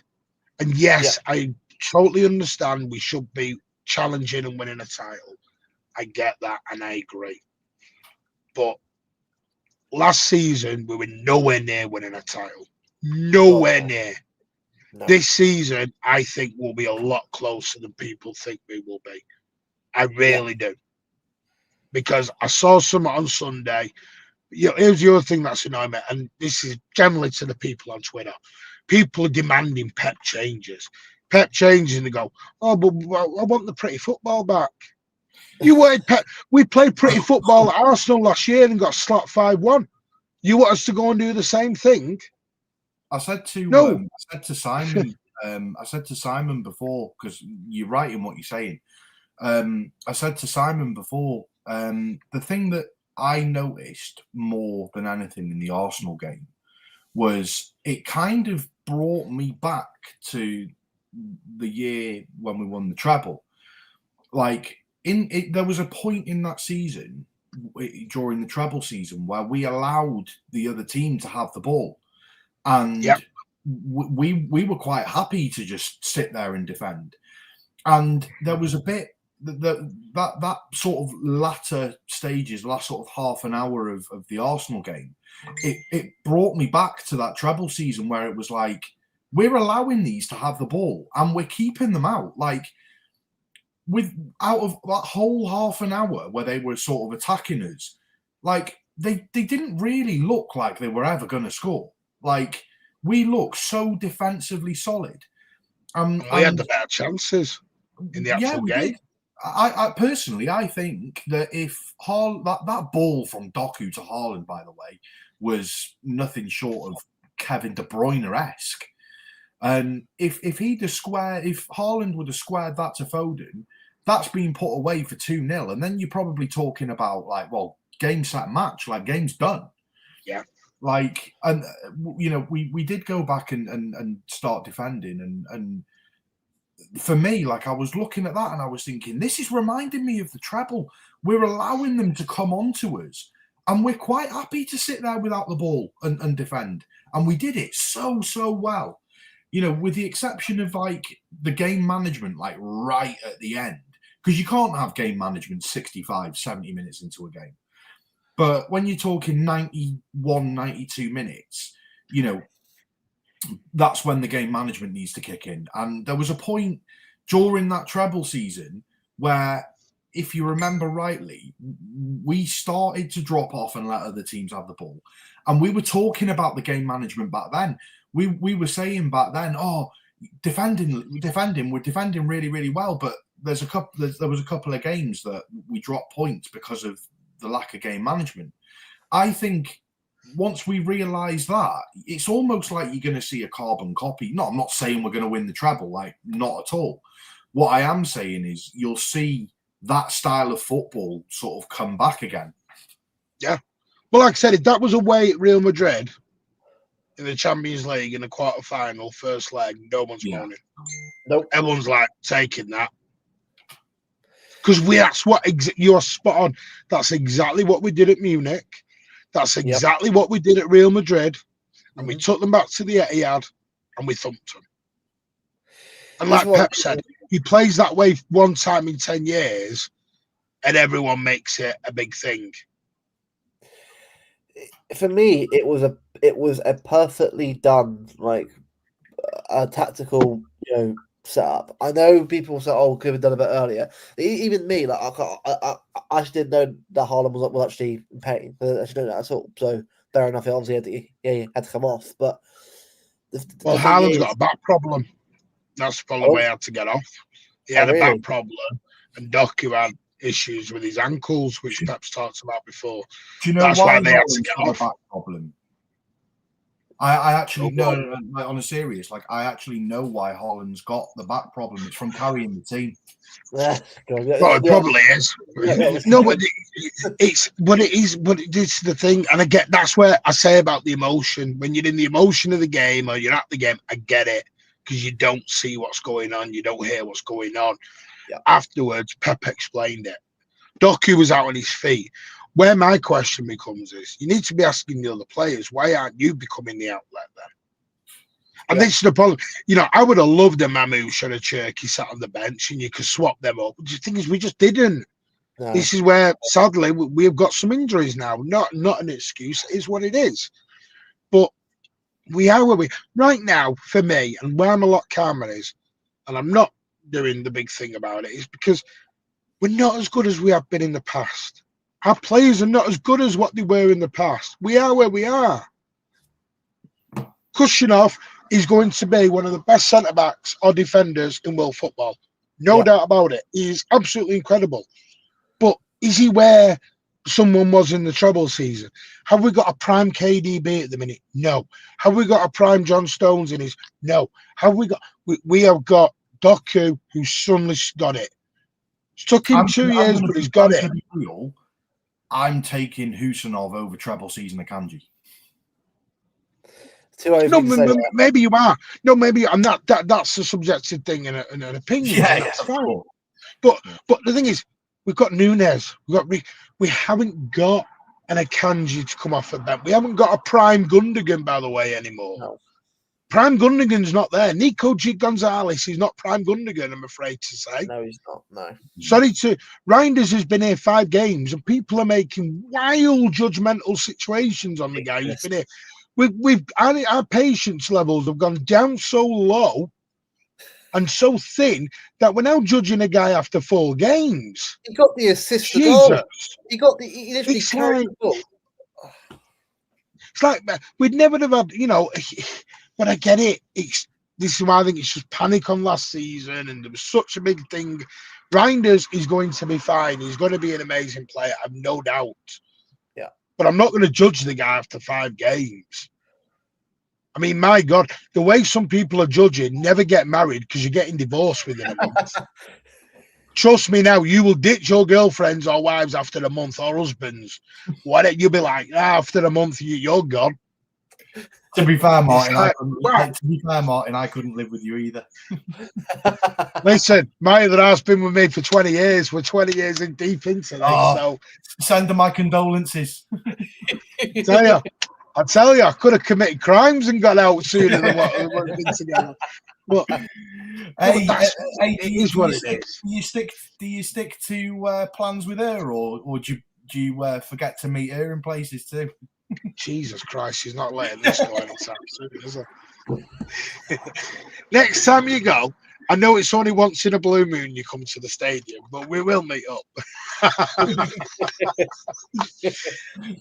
No, do you know what? Like I said, it is what it is, and I've got to jump in a minute, but it is what it is. I'm just going to enjoy this season. Yeah, I can't wait for Wednesday. 4,000 massive. We're going to be over there. Can't wait. I'm just going to enjoy it, and I'm just going to have a sing song and a laugh, and I want to enjoy football again. Yeah, I stopped enjoying it last year, and it wasn't because of the football. That's the sad thing. I stopped enjoying it, and it wasn't because of the football. This last week, me and Bevo spoke about this privately, and you have Luke. I just want to enjoy things again. I want to have proper football discussions, not. And that's just me. And if people want me, they want me. If they don't, they don't. I am who I am. I'm not going to change for anyone. No. And that's me. I'm 44 nearly. Jesus, I'm too old in the bloody tube to be changing now. Well, Martin, do you know what it is, right? Like, this last week, I've generally enjoyed the football, but also just even on the Thursday, I was with Alex, with his dad, and was just great because it felt like it was enjoyable again because it was like I don't know. I mean, with Twitter, right? Twitter for me has become like just take it for what it is, but just ignore all on there. I'm kind of like the point where I'm like, you know what? I'm just going to just use it sparingly now. Well, I had a guy yesterday who's already told me he's leaving City now and he's off to Barcelona, so enjoy. Have a load of fun. Oh, man. Because apparently he's got standards. Bloody hell. I mean, they've got Marcus Rashford. I mean, I wish I could pick and choose the teams like this. I wish in the bloody, sorry for being long-winded, but in the 90s and the 2000s, I could have said, sod this, I'm off to Chelsea. I'll just go back to Chelsea. It's a lot easier. It's all right. You can go off to Chelsea. Luke can go back to Southampton. Oh, God. Even more depression. And Bevo can go back to Old Trafford. Oh! Hey, that's below the belt, that. That's what she said. Absolutely not. No, he's not had that in a long time. Anyway, no, big up, lads. Yeah, mate. I was actually going to message you. I want to try and get you to on Thursday night, so let us know if you're free. Yeah. I'll get you. I'll have to let you know. We've got Fan Zone Danny coming on with us at some point this week. Just have to see when he's free, but we'll let you know. We'll let you know, mate. We'll let you know. Yeah, if I know Danny, it probably won't be. He'll probably be early. No, but big up Danny. I know Danny's had a very, very tough 10 days. Yeah, and big up Danny big up to Danny. Danny got all my respect on last week when he did what he did for Rick. I felt for him. Yeah. No, but big up to Danny. And also John Stapleton passed away, which is sad. Another big blue gone. Yeah. So sad, man. It is, but yeah. No, big up. Hit those likes, hit that subscribe. Show Luke and Bevo a lot of love. And we'll see you. I'll see you down the road, boys. Big up. See you later, mate. Yeah, well, if you turn up. Bye. Bye. Big up, Martin. Look, I'm sure most of you in the chat are subscribed to him anyway, but subscribe to Mercurian Wave if you haven't already. I'm sure you all are. Let's be real. I'm sure you all are. But if you're not, go over there, subscribe to them, and get into 8K because they're not far away from 8K now, I think, which is good. So big up to them. But yeah, do you know what? This last week has given me the real hunger back again. I think, last season, we know it was shit. But I moved on from it now. This is a fresh season. It's a new start. And we look at the games we played so far, 5 games in, we're 4 points better off already in some of these games already. For Brighton and Tottenham, all right, same results as last season. Wolves won 4-0 instead of 2-1. We against United won 3-0 instead of losing 2-1, and then we beat Arsenal instead of losing 5-1, drew 1-0. So it's how you look at it. Contextually, we are seeing improvements already. Is it where we want to be right now? No, but we're 5 games into the season. Get me these games. Get me 4 wins in the next 4 for October. Let's see where we are. Because I think what it is, right? These games coming up for me, mate. The Brentfords, the Monacos, the Huddersfields, and the Burnleys are where you got to win these games. They're the games you must be winning. If you look at it, I don't actually know. Right, Kathy, take care. Give us a sec. Let me just pull up the fixture list.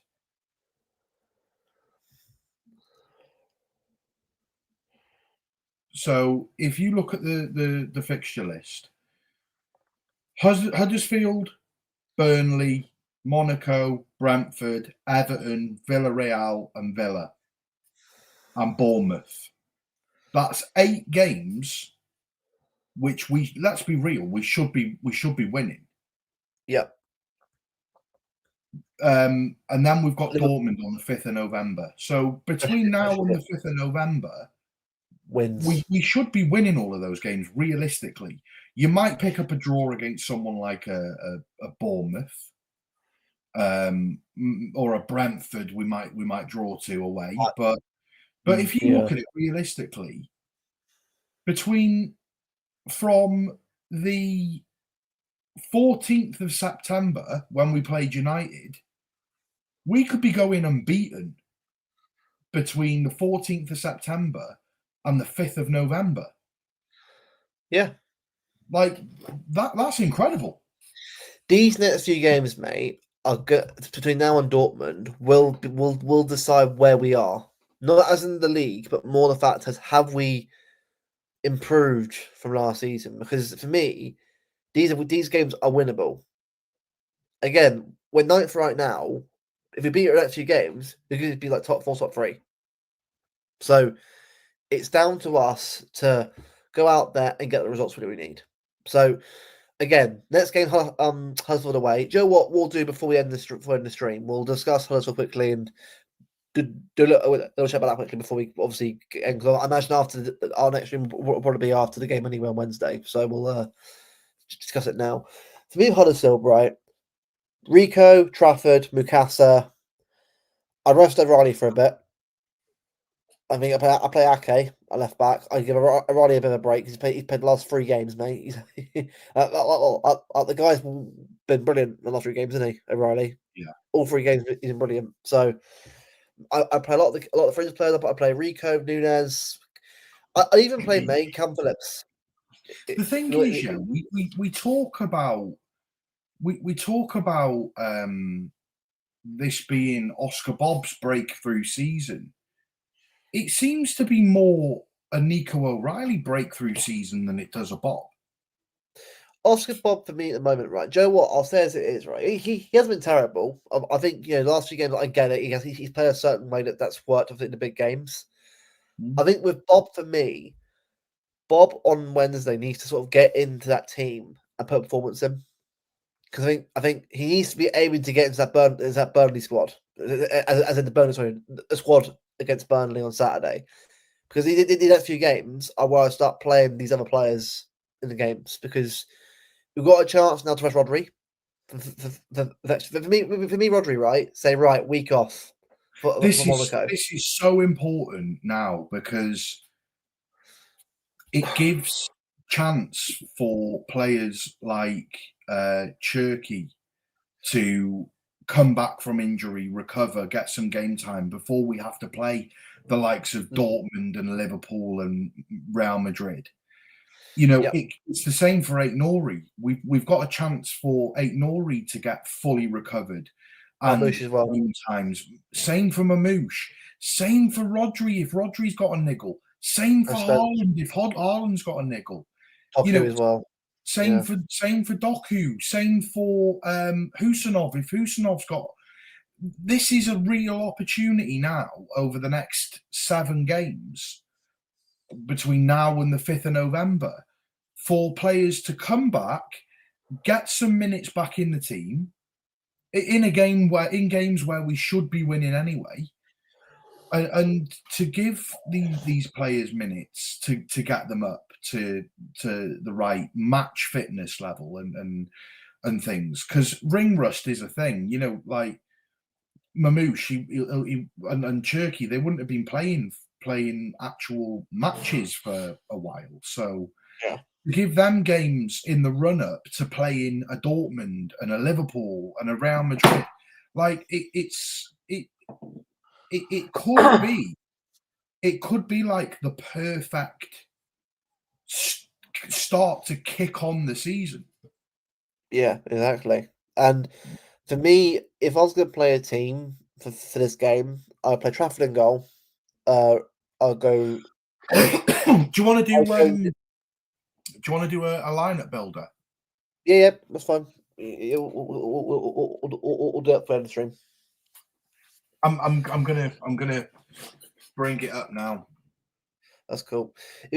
So, new people, if you like everyone stream, you haven't already, subscribe if you're new. We're on the road to 1.3k, 2k long goal, but next goal 1.3k. That's the next aim right now. So, if you guys get there, that'd be awesome. Right, let me share.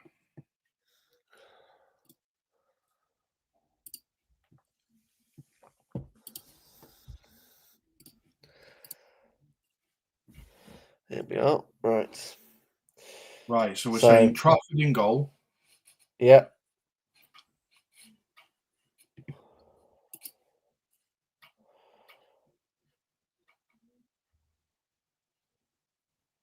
It's been a bit laggy. Won't be a sec. Yeah. All right.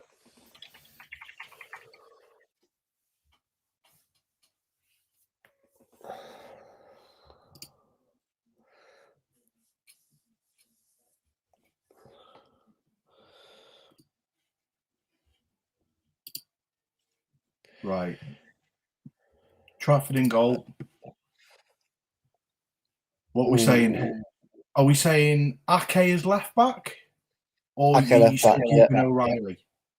Because I'd give O'Reilly a rest personally. Yeah, I would. Mate, he's played the last 3 games, like the last 3 intense games. I'm not. I'm telling him to get on the bench. Right, we've got Ake at left back. Right back, I'll go Nunes. Give him some more game time. I'd go Rico Lewis. Well, no, I'm going Rico midfield. That's what I was going to do. Or do you go right back? I was going to play Nunes on the wing, to be honest with you. Okay, yeah, that's cool. No worries. No worries.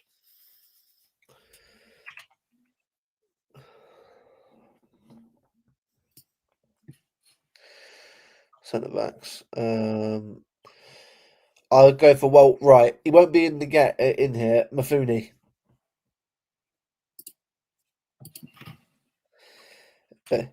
Is that Paul Mafuni? Yeah, no, he doesn't exist. Right, just go for blank player as Mafuni again.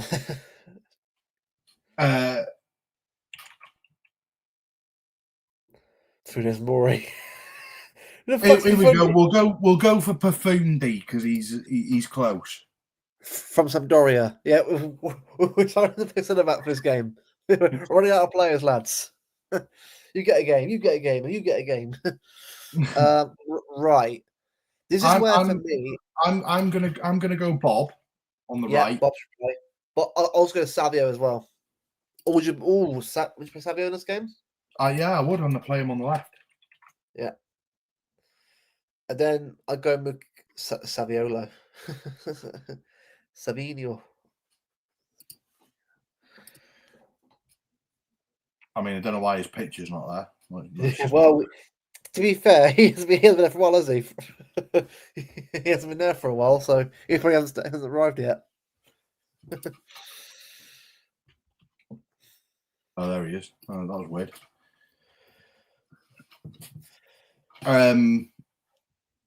I'd give Joska a rest for this game. Yeah, right. Don't be wrong, right? Vardiol was unbelievable yesterday. Brilliant yesterday. It was brilliant. So, would you Stones? Yeah, put Mukau for now. This is supposed to be Mikasa.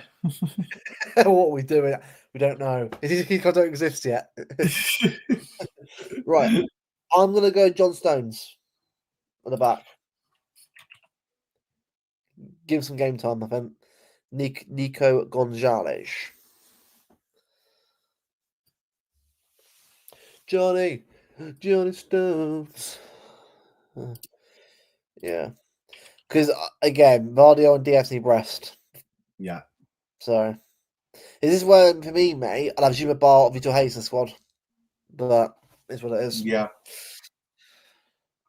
I can see us recalling players in January. Yeah. So we've got Trafford, Rico Lewis, Stones, Mfuni, Ake, Nico G, Mikasa, Savinho, right. Bob. What are we doing with these? Nunes midfield. Yeah, I would, but will Pep play him there? That's the question. Oh, we've got no clue what Pep's doing, have we? Let's be real. We don't. No, let's be real. Now, this is the thing, right? If Mamouche was fit, Mamouche would be going up front. Do you know who I'm picking? McAdoo. Oh, Heskey. Yeah, not Emil. He's retired. Because Mubama's on a Stoke, isn't he? So What on earth? I put in HES, and it's literally come up with all of the City players. Hughes. What will Hughes the City squad?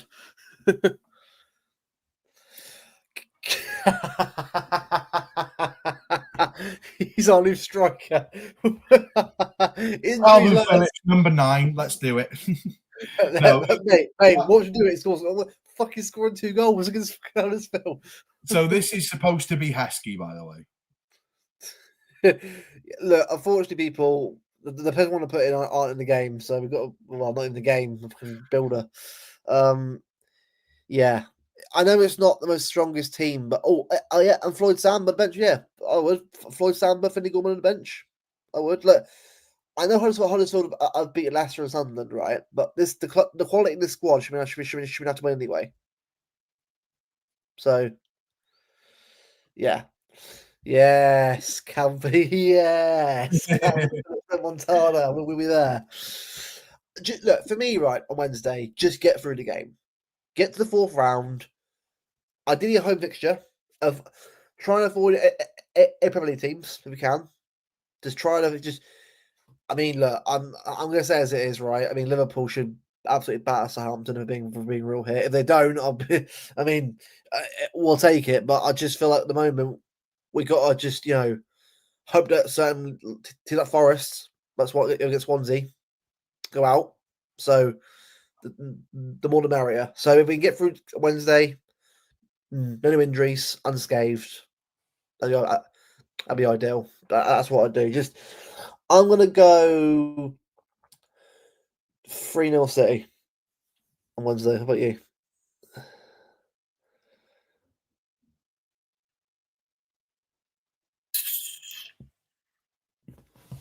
Or no.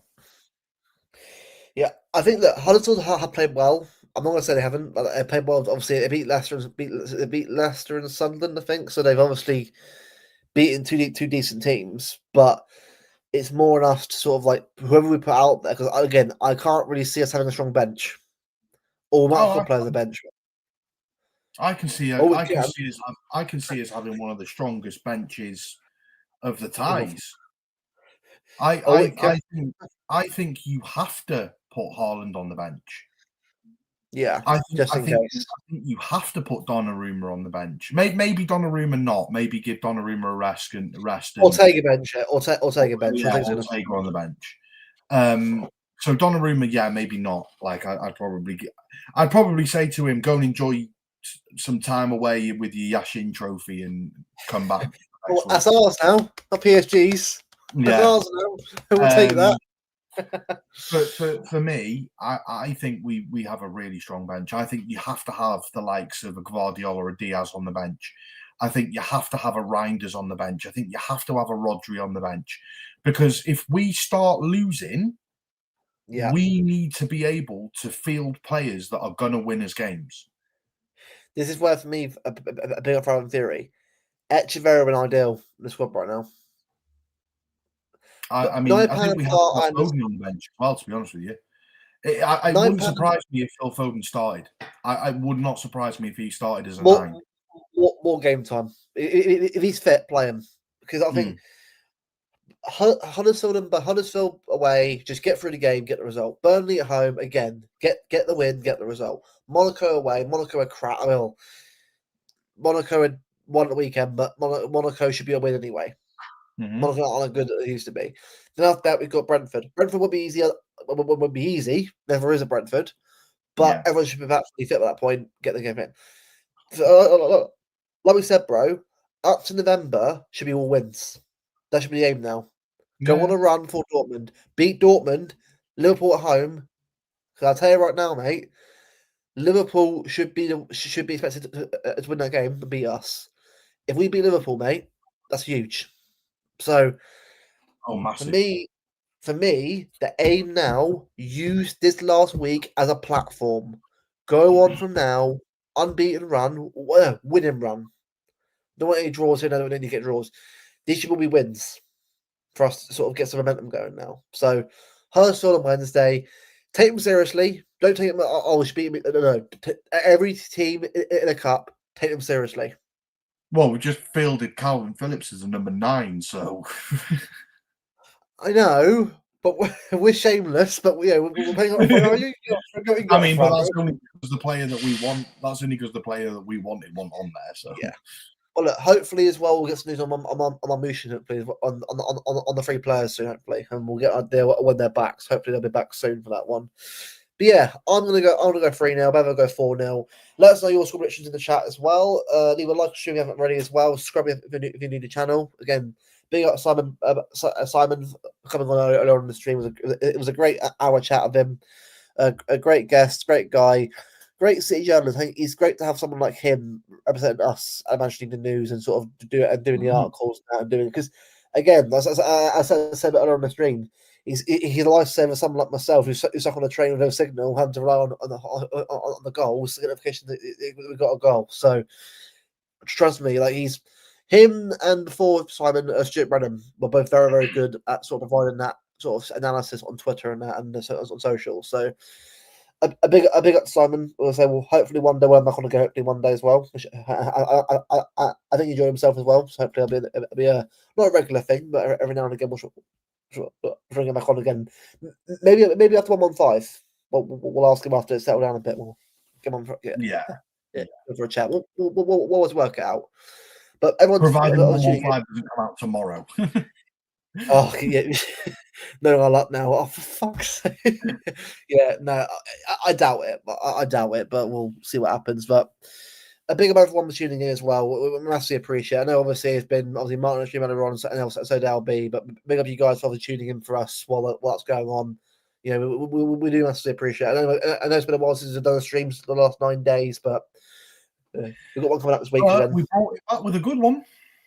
We did, yeah. We've got another one coming up as well this week as well. Again, what day it will be, we'll let you know. Again, it'll be announced obviously on Twitter, obviously, and also on YouTube as well. On YouTube, I'll announce it as well. I think I didn't do it on YouTube. I'll announce the day of the Pheasant Danny stream on YouTube as well. So anyone who's unaware can get known about it as well. But big up you guys for all support. Big up DC as well. Okay, big up DC. I know you're always a big supporter of the channel as well. Big up everyone for tuning in. We'll see you guys again this week for another stream. Possibly Thursday of Martin, depending on when the stream will be again. Will that be clarified properly what's going with that with Danny? But until then, people, have a good rest of your week. Come on, City Wednesday. Let's get through the 4th round of the League Cup. We'll see you guys in the stream soon this week. Take care, guys. Have a good rest of your week.